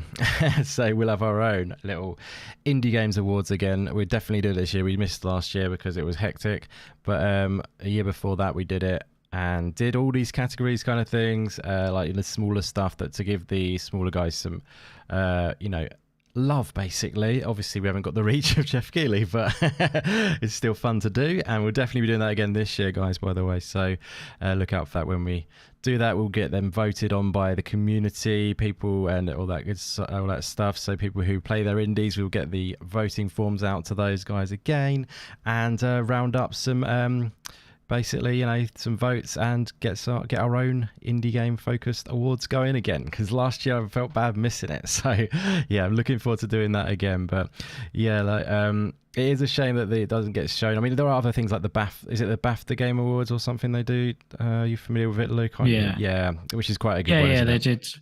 Yeah, that was I remember a couple of years ago, Hades won the Game of the Year that year over Last of Us Part 2 and Ghost of Tsushima. Yeah, so and everyone couldn't believe it. They tend to, yeah, well, yeah, very deserving winner. Absolutely, yeah.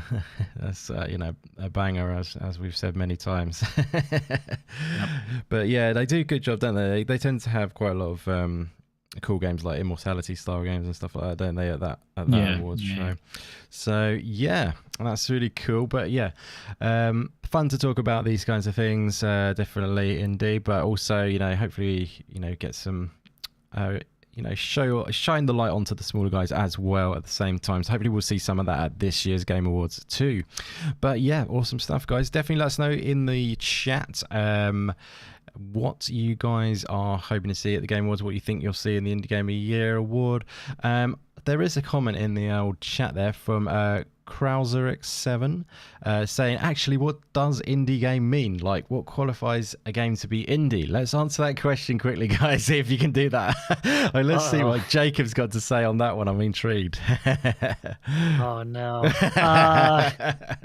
All right. Well, so I have a personal definition and I have a quote unquote professional definition because they are very, very different things. Because indie gamer, when we make videos on indie games, we can't kind of just be like, because technically indie games means independent.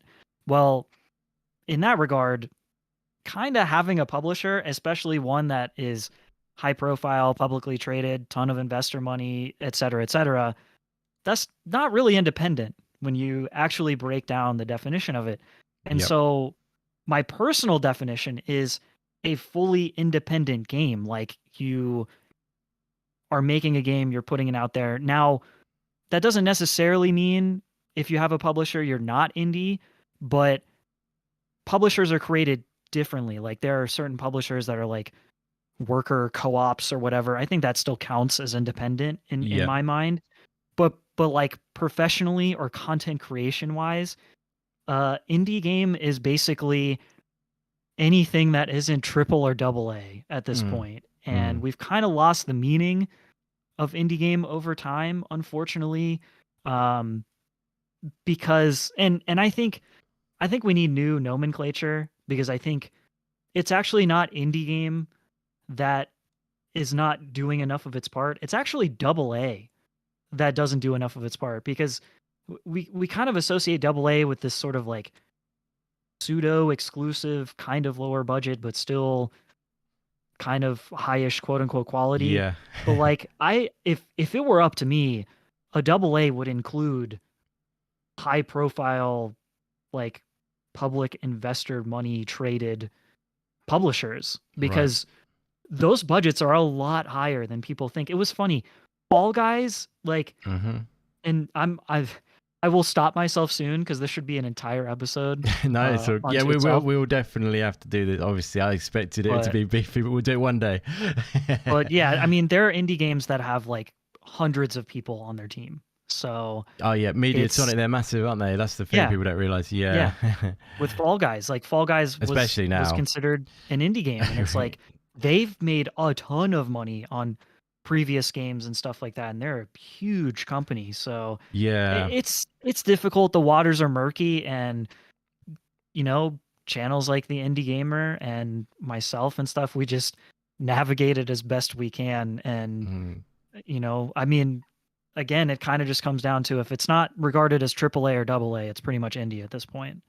Yeah, I mean, everyone sort of slightly draws their line slightly differently, don't they, as well with it, I find. I mean, it's a tricky one to have a solid definition on, but I'm not going to say anything more. I'm curious to know what Luke says, but we will definitely do this as a more meaty discussion one day. I think that'll be really fun. But yeah, Luke, if you can, what do you think? I was about a little brief breakdown of this question. Well, yeah, I can tell you as a lawyer, defining terms is really important and really difficult. Exactly. Especially when it's a bit of a minefield like this. So yeah, I mean, it's just super difficult, isn't it? I think I pretty much agree with Jacob's definition, but even then, there are so many murky things. Like, most people would agree that, well, it can't be independent. You can't have an indie game if you don't have if you have a publisher. But then what about something like Star Citizen, which is effectively, self-published by Cloud Imperium Games, but nobody looks at that game and says that's an indie game because it has this enormous, crowdfunding budget. Yeah. So, even there are so many exceptions to what would otherwise be really straightforward definitions. But yeah, I think Jacob's definition is probably the closest you're going to get, knowing that there are also things in there that kind of muddy the waters. So I'm not going to try and add too much grease to the wheel on that, because I think that's as close as you'll get. Yeah. But it is really difficult, because technically speaking, like, everybody calls Annapurna games or Devolver games independent games, but are they? They have pretty large budgets. I mean, obviously nowhere near AAA or even AA. Yeah. But they are, they have a lot of resources behind. Devolver, as Jacob said, publicly traded company. They have shareholders that include amongst others, Sony. So, really difficult one to define. It is very tricky. Yeah, I mean, I know it sounds a bit of this is not really going to be boding well for the lawyer sort of side of things, but the spirit of the game, if you know what I mean. I know that's obviously not clear cut, but if it's got the spirit of indie, I find that is one thing. I know that doesn't define really very well. But I think a good term for it, which is something that someone used in a case once, a legal case, and it was a bit risque. So they were trying to define pornography, basically, and eventually they came up with the idea. Well, it's really it can be really difficult to define that, but you know it when you see it. And I think that's pretty much like an indie game, right? Yeah. Like when you see certain games, you're like, that's probably an indie game. Yeah. So I think that's the closest you'll get to being able to kind of cleanly, as you say, like it's that spirit, isn't it? That kind of like, there's a feeling about a game that you kind of like, I know, I can see it and I know the background enough. I think this is an indie game. Yeah, the thing for me though, that's definitely a great shout, my friend. Well said. One thing I think though that is the most important thing about this is that the creative freedom is there, and that's the most important thing when I define if it's an indie. And the team who are behind the actual development of the game, if they are able to make the game that they want to make without a publisher dictating how it should be made, or putting their 2 cents in basically to make more money out of it, basically changing the actual core experience to again make it too much of a monetized thing,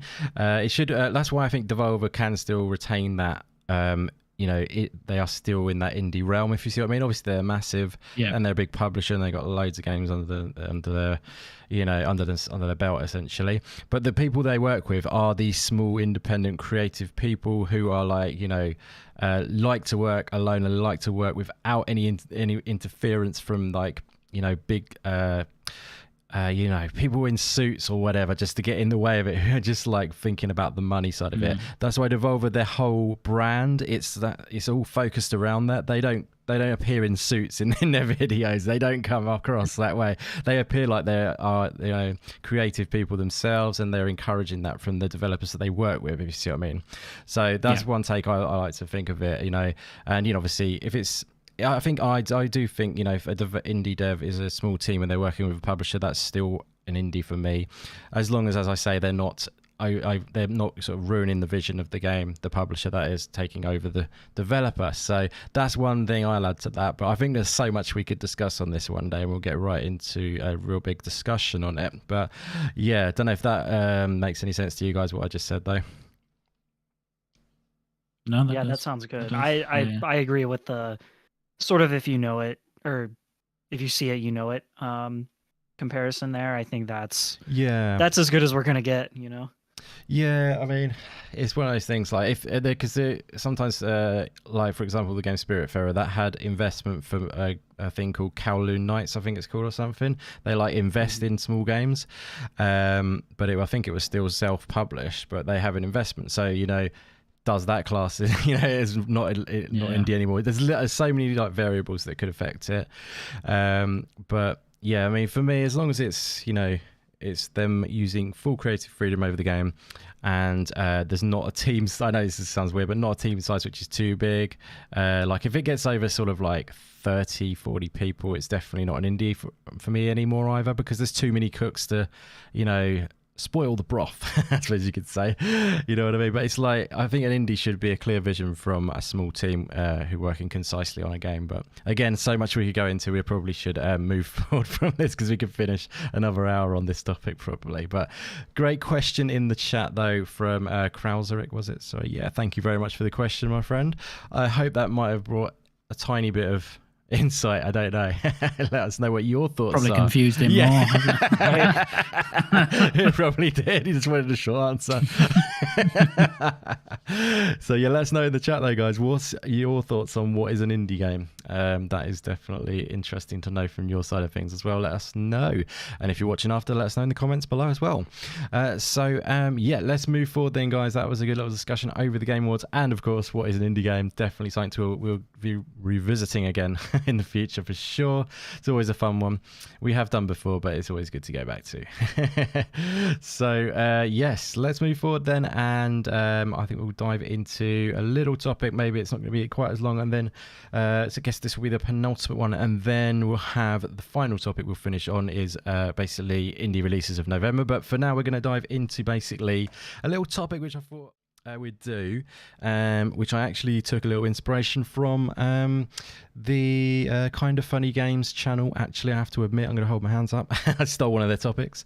It was basically what games from 2022 that we started playing, I guess you could say, and didn't finish and we want to return to. So basically, you know, what games we want to get back to that have been cool games that unfortunately time has taken over and we haven't been able to finish. So are there any games there in the back of our mind that we really are wanting to return to? And I thought we'd have a chat about that. Let us know again in the chat. We always want to hear what you think about any games that you want to get back to this year that have come out in 2022 and that you can't wait to get back to when you get a spare second. But yes, let's go straight to my friend Luke and see if there's any games that he has been dying to get back to that on that extensive list of backlog that we all have, I'm sure.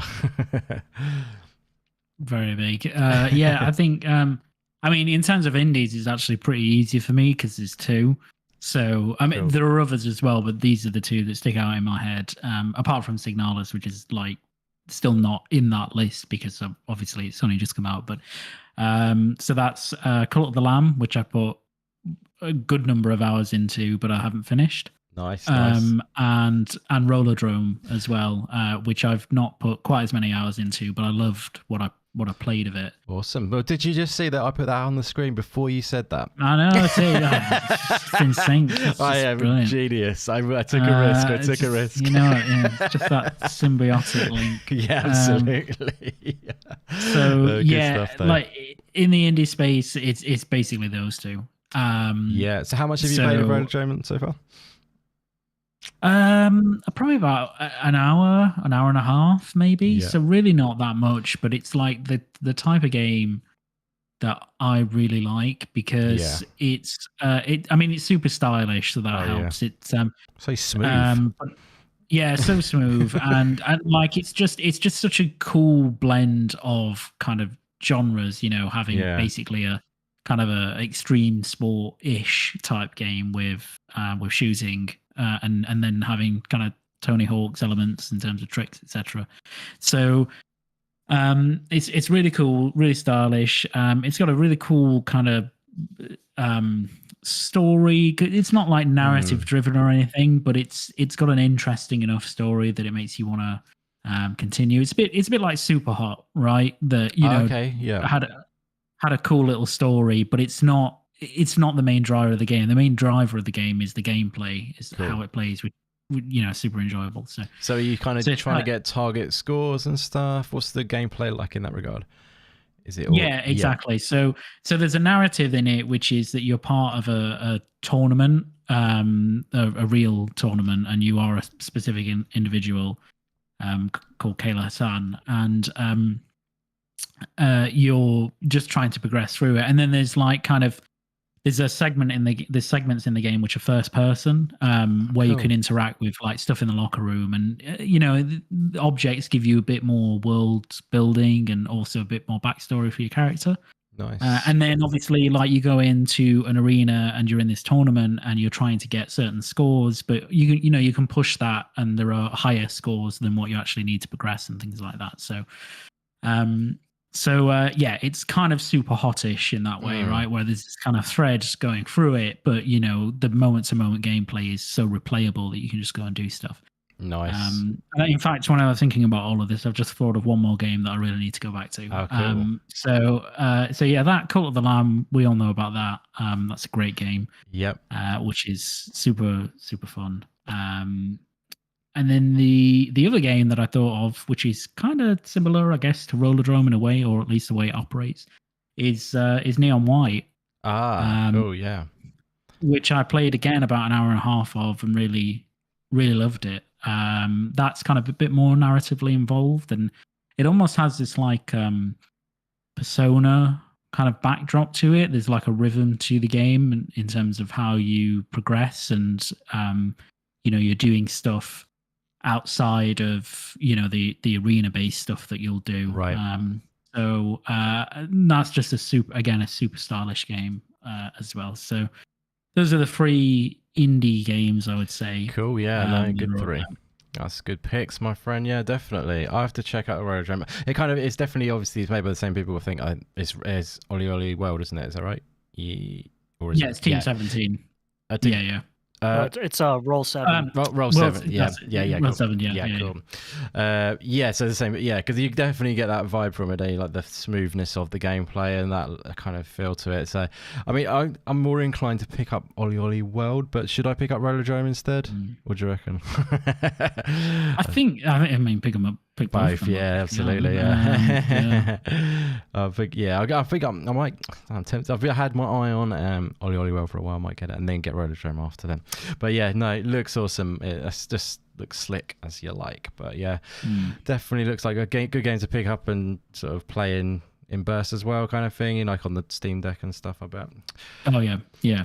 Cool, good stuff. So Jacob, buddy, is there any games that you have left in your wake and thought, I needed to finish that, but I couldn't?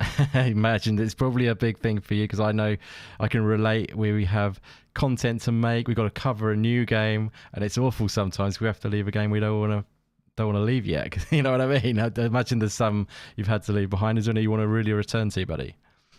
In terms of games that I've actually started and want to go back to, there's not a ton. One that I want to highlight is a game called Leela's Sky Arc. It is kind of a Zelda-like and a little bit Hyper Light Drifter-esque, but it's a bit more peaceful because the only method of attack is throwing stuff. And I just really got drawn to the art style and overall presentation, so I definitely want to hop back into that. Nice. And Dome Keeper, I mean, it's not really like you don't really finish it, but just going back into that, and I know there's going to be a new character soon, so I'd love to hop back into that one. It's been popular, that game also made $1 million in its first week. Yeah, like incredible. Popular. Indeed, yeah. And I loved that one. When I reviewed it, it was everything that I wanted in that game. It has the intensity, but it's oddly peaceful. And so it kind of strikes a really good balance for that. I've seen people say it's like too hard, and this might be the first time ever that I feel maybe even the opposite, because I'm usually not that great at most games that I play, minus maybe like twin stick shooters and 2D platformers. But they're your favorite genres, you say? Or favorite genres? Ooh, that's tough, because 3D platformers is up there too. You like 3D platformers. Yeah, I love 3D platformers. Which we're gonna get a couple more out before the end of the year. I'm really excited about that. Shout out to Lunistis, which is only going to be $5 and is out like a week from today, I think. Awesome. That one should be good. In terms of games that I haven't started but want to get into, obviously Rollerdrome. And because I'm kind of with you, I started with Oli Oli World, and I want to finish that before I get into Rollerdrome. Exactly, yeah. But I'm sure I'm gonna love it. And after that, it's The Spirit and the Mouse looks right up my alley. I played the demo and loved it. It's like the perfect kind of cozy game for me. This one I hadn't actually seen before. You mentioned it actually to me recently, which is on the screen right now, by the way, guys, if you haven't seen this before. So let us know about this one. I'm intrigued. So essentially you're a mouse, and you actually are helping humans kind of in this sort of I don't know if it's like an Italian influenced town or sort of like an old, almost like a New York type vibe to it. But you got a lot of like stone architecture and stuff like that. Cool, yeah. And you're basically just kind of traveling around, solving kind of little puzzles here and there. You have the ability to transform into sort of like an electric current, Right. which has Yeah. this really cool kind of traversal mechanic and also puzzle mechanic. And you meet little buddies along the way. It's super adorable. And like I said, I loved the demo, so I just need to play the full game. It came out a couple weeks ago. It's published by Armor Games, which I think people kind of know Armor Games from the old sort of browser site with a bunch of games on it. Right. But as a publisher, I think they're quite underrated, and I'm looking forward to some stuff they're coming out with Nice. in the future. And then Sounds good. Koromon. Yeah. Koromon has been really well reviewed, and it's kind of been one of those things where it's like, hey, if you kind of have an affinity for maybe the Game Boy Advance era Pokemon games, and you just really kind of want a little bit more difficulty and a little bit more of that vibe with the difficulty of something newer, because like Pokemon games haven't necessarily been that hard, and I think that's okay. Mm-hmm. But I like to see what Koromon's take on it is. They kind of made battles a little bit. People kind of criticize Pokemon for you kind of just you're pressing A a lot, like Right. you lean into one attack and you're just one attack, one Pokemon for the Yeah. most part, depending on what types you have.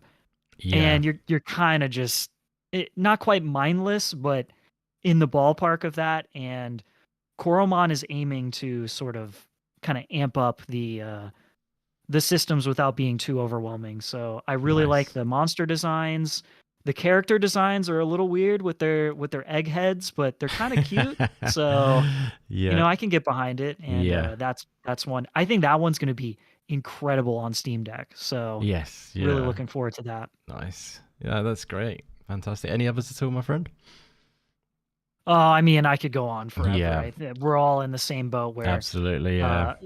I am going to dread Game of the Year discussion because it is going to be a grind getting through all these games. It's been an incredible year as an Definitely. indie game fan. I mean, I don't know much on the AAA side. I know some people have said it's been kind of a lull or whatever. For Right. me, I'm just it's like a kid in the candy store every day. There's Definite.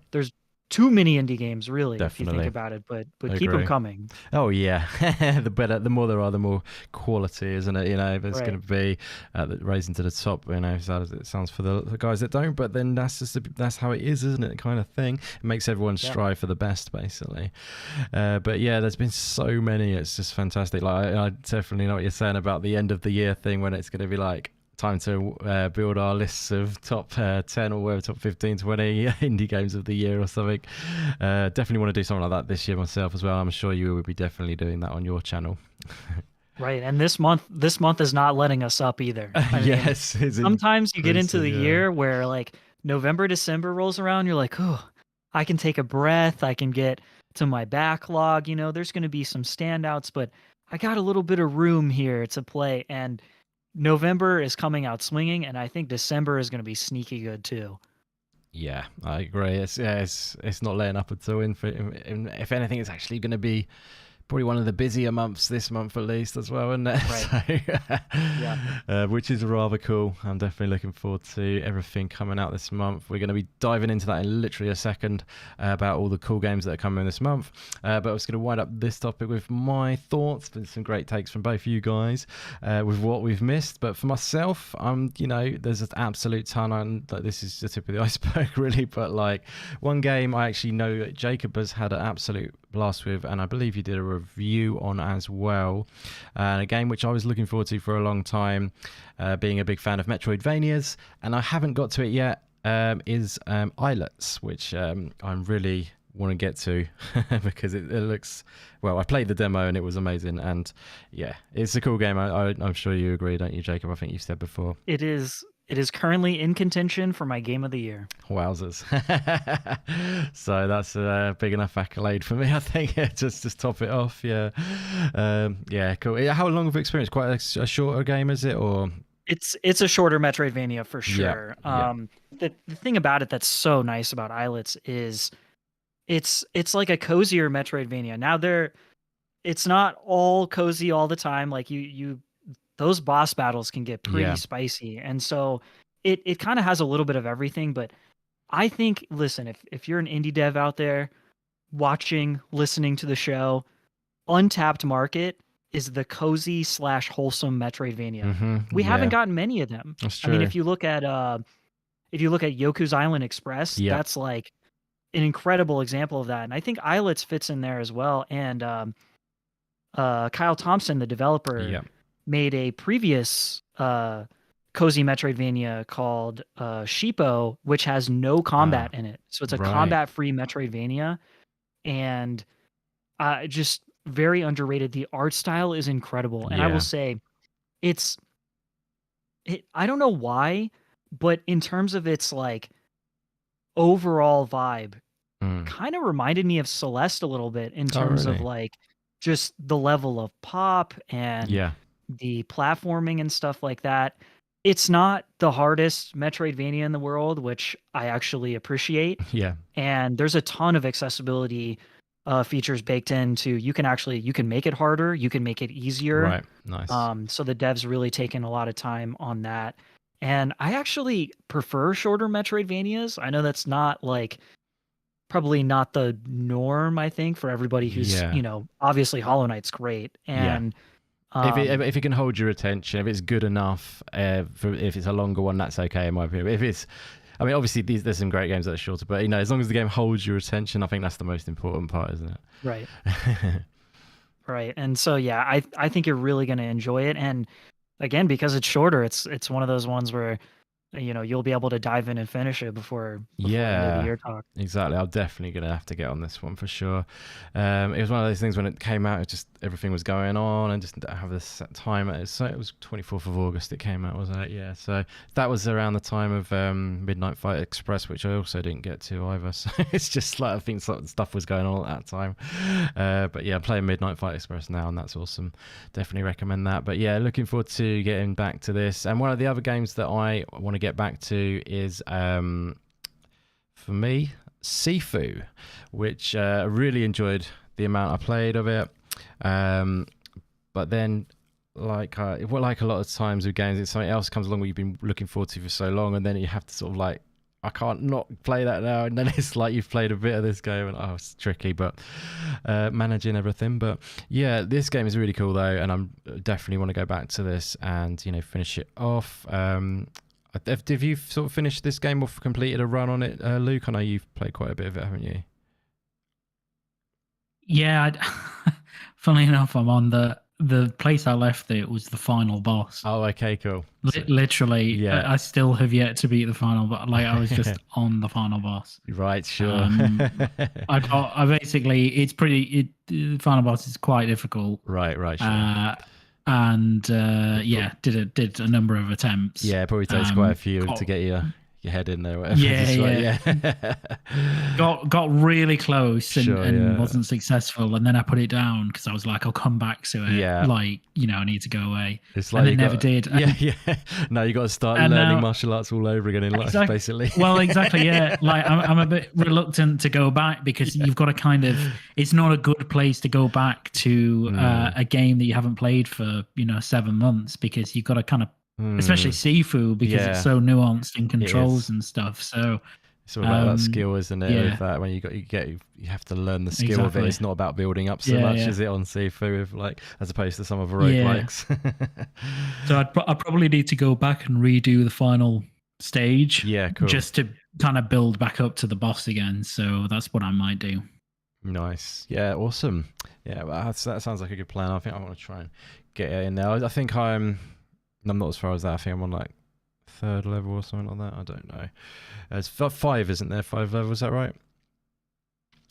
Yeah, 5. Yeah, so I think I'm like about halfway-ish or something like that. Yeah. To get in there. But yeah, no, it's a really cool game though. The flow of it's awesome. But yeah, I love the way, like, there's little things where you can just like volley over the tables and stuff. The fluid movement of the fighting is amazing.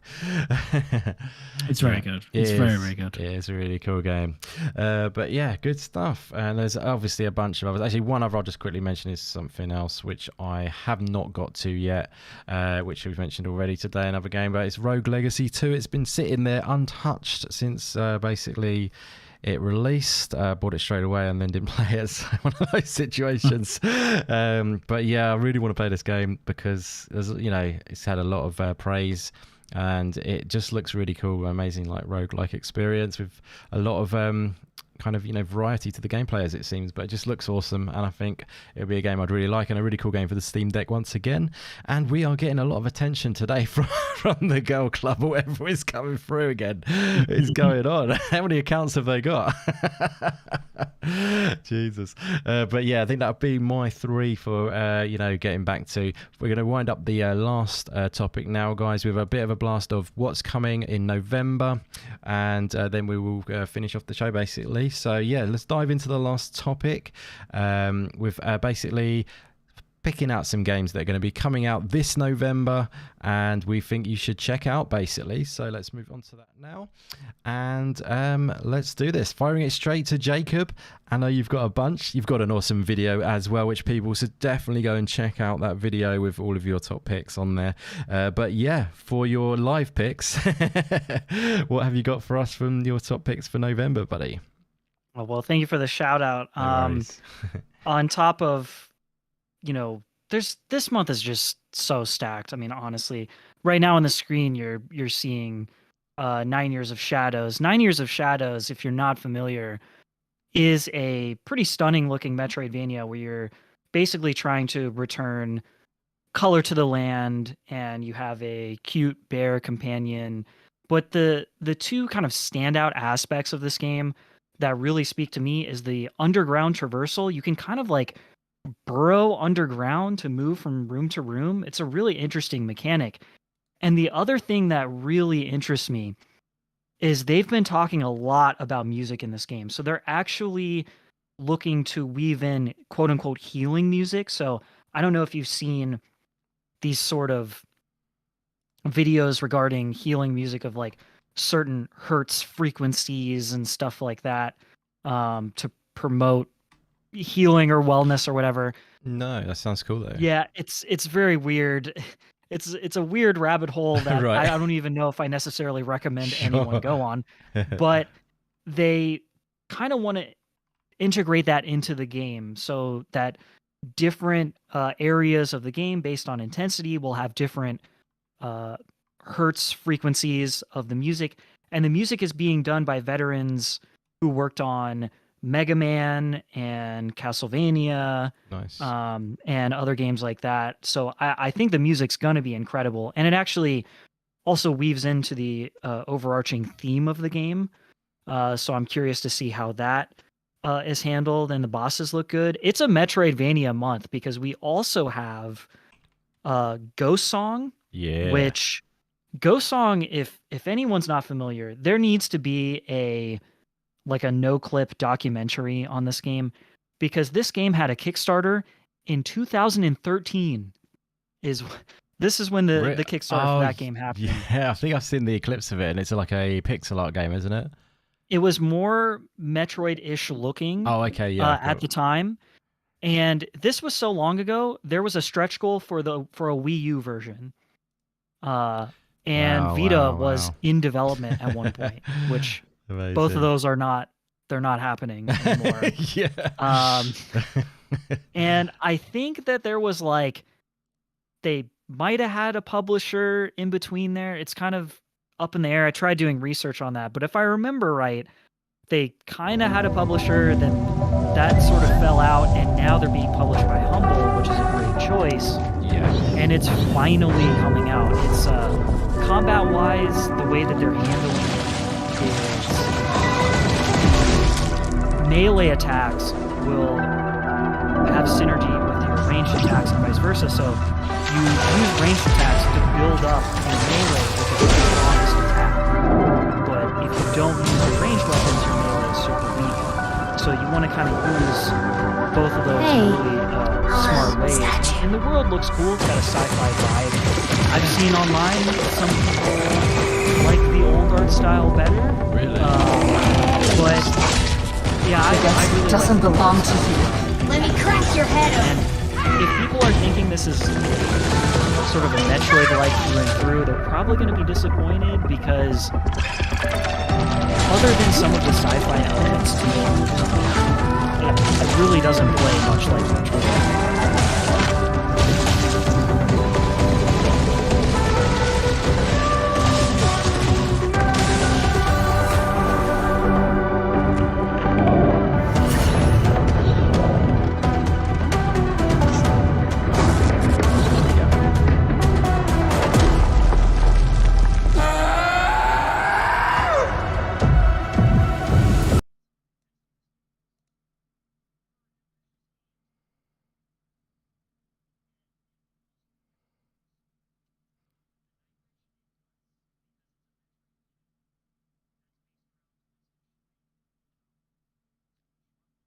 Mm.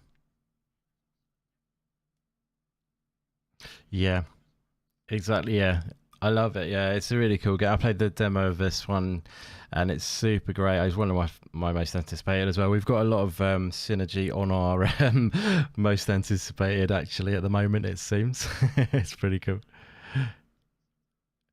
Yeah, I definitely look. It's not one of my top ones actually. That one's maybe a little lower.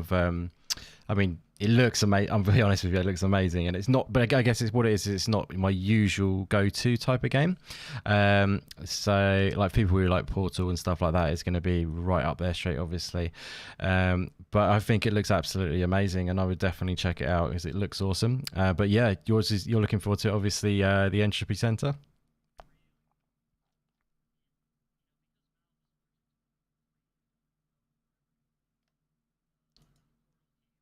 Yeah.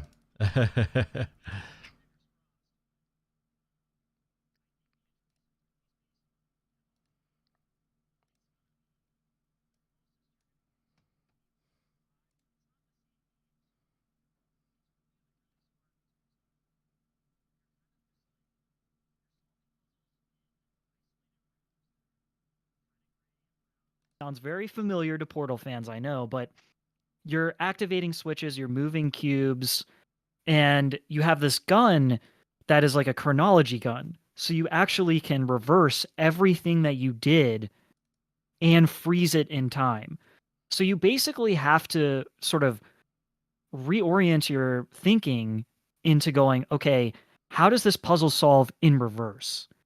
Because if you try and solve it straight, you won't be able to go through certain doors and you won't actually be able to make it through some hazards. But if you solve it in reverse, then as you're moving, you can reverse everything in time and it all lines up.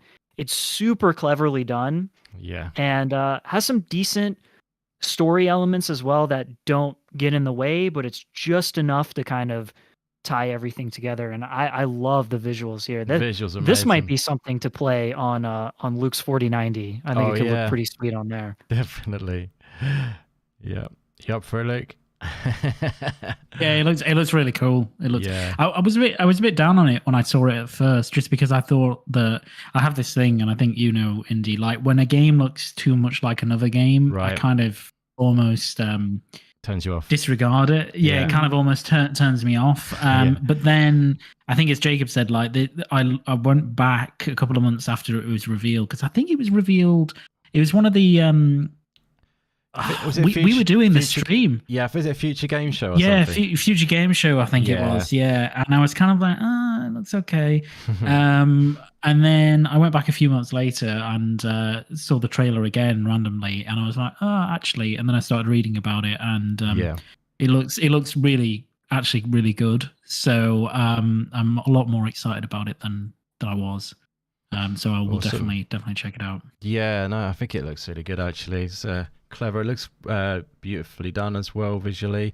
But the concepts of the gameplay are really, really intriguing. Look really cool. And yeah, I'm very up for it. What is this? This is coming out on the 3rd, is it, Jacob, or is it? Yes. Yeah. Cool. It's coming out on the 3rd, I believe. PC, Xbox, and PS4 and 5. Brilliant. Yeah, there's a lot coming this month. Oh my god. Yeah, so the third is that one. Obviously got Ghost Song on the third as well, isn't it, I think? Yep. And I'm pretty sure something else as well. But yeah, crazy. Was there any others that you're looking forward to this month at all? Oh, I mean, you know, like go with the on last and on. topic, I could go on forever. Yeah, but absolutely. No worries. Good stuff. So, Luke, bro, what games would you be? Is your eye? Obviously, I know you're looking out for Somerville on the 15th. Feel free to talk about that more if you want. But any other games as well you're looking forward to this month? You know what? Jacob has literally said Yeah. pretty much all of the ones that I'm looking forward to. That's so why it's a great channel for the.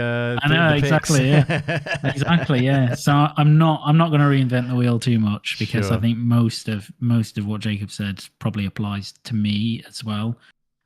Obviously, as you say, the big one for me is Somerville for various reasons.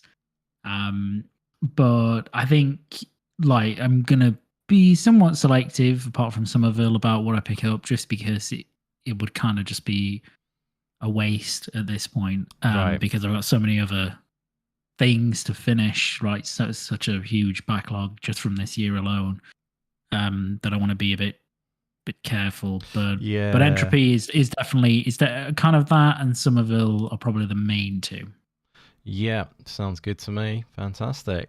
There's a few other games coming to console as well. I think this month there's like Endling as well. I think that might not have been console already. I think that's coming this month, which I think it came out on PC only. Maybe it was PC and Switch earlier in the year, but now it's coming to Xbox and PlayStation this month, Endling, which is a cool game to check out. But yeah, for myself, actually just to highlight one other game which I didn't know a lot about. I had seen before, but the Game Pass reveal of games basically that showed up today with the bunch of Game Pass games that are going to be coming this month, including Ghost Song on the 3rd. What else did we have? We had like obviously, my God, my brain. Somerville on the 15th. Let me just have a look at that, see if I can bring that up. Excuse me, guys. Yeah, so refresh. Remember, we've got Monkey Island as well, the new Monkey Island. You looking forward to checking that out, guys? That sounds like something you might dive into, Monkey Island, the new one? Maybe. Not Yeah, so much. So that's too. a no, is it? Yeah. Yeah. I think that's more a game for real lovers of the franchise, and I'm not a particular lover of the franchise. So fair enough. How about yourself, Jacob? I really only kind of play a few point and clicks here and there. If you're going to play one, though, it would probably be Monkey Island, surely. Yeah, I think it's one of those where I'll probably play it down the line, but it's unlikely before the end of the year. Because it's such crazy times and you got to pick carefully at the mo. Like I said, Ghost Song's in there. But there was another one that popped up which I'd seen before, as I said a minute ago, which is called The Legend of Tianding. I wonder if Jacob's heard of this game, but it's coming to Game Pass as well this month. I think it's out on PC already 1 year ago, but it actually looked really cool, and I've actually brought up the wrong trailer, so that's clever. But yeah, it's basically like a martial arts kind of game with a bit of a comedic sort of edge to it, and that sounds a bit strange, but that one's coming on the, what day was that, the 15th as well, maybe. That's a bad day for it to come out with Somerville, but yeah, in this month that's going to be one of the Game Pass picks, which actually look really good. It's like a 2D side-scrolling sort of martial arts game, but there's sort of like this sort of like comedic edge to it as well, as I say, which looks really cool. So definitely looking forward to having a look at that game as well. But yeah, this month is going to be bonkers. Obviously it all leads up to Somerville, but I'm looking forward to trying out Ghost Song as well, because obviously what we're all about, this Somerville love on this channel. But yeah, I think we should probably wind things up there, because it's been a bit of a over the mark of time or so. Apologies for that, guys, but it's been an awesome show. There's been a few technical issues as always. I'm sorry about that, guys, and I don't know why, but it just has to happen all the time to me. I try and get it all set up and then it all goes wrong, but I hope everyone has enjoyed the show anyway, and maybe seen something new that they would want to check out for themselves. This month sure is going to be an absolutely awesome one for indie games, and really looking forward to diving into a bunch of them which are coming our way. So yeah, if also great news as well, just one other thing just to mention, Vampire Survivors is going to be going to console for the console fans who have been waiting that long, who haven't been able to check it out on PC. So that's pretty cool as well, as we talked about that earlier. But yeah, so let's get this bad boy wound up. Thank you so much everyone who has joined us. Huge thank you to my two partners in crime for the day. Firstly, Luke, brother, it's been an absolute pleasure. Always a pleasure doing this show with you. Sorry it's a bit longer than it was planned as always, but it seems to just always drag on. Sorry about that. It feels like I said it every show. I mean, you just kind of, whatever time you set for the show, you need to add on indie time, which is at least 30 to 40 extra minutes. So I've been pretty good lately. I think this one was a bit naughty, wasn't it? But I already built that extra 30 minutes in. You know what I mean? So, don't worry, it's finished on time as far as I'm concerned. That's very kind. But yeah, you've been a legend as always, bro. Thank you very much for being part of it. Where can they find you, bro? Very welcome. Yeah, no, really enjoyed it. I'll just keep it sweet. Just go and follow me on Twitter at LukeSteele90 if you don't already. Definitely do that, guys, because Luke's bringing out more and more content to his Twitter, that seems these days. Some awesome pictures. He's got quite a talent for a little picky, actually, if I don't say so myself. So it means a lot coming from an actual picky person. So, there you go. I don't dish them out that easily. So I do mean it. No, it obviously looks awesome, your PC. Check out his Twitter, as he says, to follow that goodness over there. He's always quoting about stuff like that, and also some nice coffee photos that pop up every so often as well. Yeah, basically what it is, it's just a coffee and cool things page, basically. So follow it for that. Some good reasons to be there for sure. But yeah, thank you, buddy. It's always a blast hanging out with you, and looking forward to the next one. And hopefully the next one will probably be our making of a Somerville video, so unless anything in between, but yeah, we shall see. But looking forward to that. And absolutely. Thank you again, my friend Jacob, bro. Thank you so much for being part of it today. Always an absolutely top tier guest, in my opinion. Just always bringing amazing takes. The indie knowledge in you, my friend, is truly remarkable, honestly. And I know you're going to be starting your own podcast as well soon, which people should definitely go over to your channel and subscribe for, and keep an eye out for in general. Looking forward to seeing that kick off for you. And obviously the videos you produce bringing attention to all the upcoming games are absolutely top tier once again. But yeah, thanks for hanging out today, Jacob. It was an absolute pleasure, bro. Would you like to shout out where they can find you? Oh, absolutely. I mean, for starters, thanks for inviting me. This was super fun. Now, for anybody watching or listening, as I say every time, if you haven't subscribed to the Indie Gamer, what are you doing? Do that first. Okay. It's very kind. Hover on over to that subscribe button and do it. And the thumbs up too. I see that thumbs up over there. Click on it. It really helps. YouTube feed the algorithm, Exactly. It's a hungry beast. After you subscribe to the Indie Gamer, after you hit the like button, and after you follow Luke on Twitter, then head on over to youtube.com/yourfriendjacob. And, like Indie Gamer mentioned, I have a video about games in November and roguelike video to save you a bunch of money. So you might enjoy that. Podcast coming soon. Ish, a couple weeks maybe. Nice. We'll see. And you can follow me on Twitter if you want, but just subscribe to me on YouTube. That's really enough, honestly, for me. But after all the other stuff. You're very kind, buddy. Definitely do that, guys. I mean, you will be you won't be disappointed, is what I was saying with Jacob's stuff. It's absolutely top stuff. So yeah, thank you very much for the kind words for giving them to, because I always forget to say subscribe or hit that like button as well. So it's one of those things I need to do a bit more of. It's a weird one, but I do it when I do videos, but then when I go live I never seem to say it for some reason. But there we go. But yeah, it's been a great show, guys. Again, apologies for the few hiccups in the old technical side of things. It's been a fun time chatting indie games as always. We'll be back again for another indie games podcast in maybe 3 to 4 weeks or so. It's the monthly schedule, as you know. So definitely feel free to subscribe and hit that like button. It would mean the world, especially if you love your indie games, as that's what we focus on, of course, on this channel. But yes, we are going to get on out of here now. Have a great rest of your week, guys, and always enjoy your indie games and in your gaming in general. But thanks so much for watching, everyone. We will catch you in the next one. Later, guys.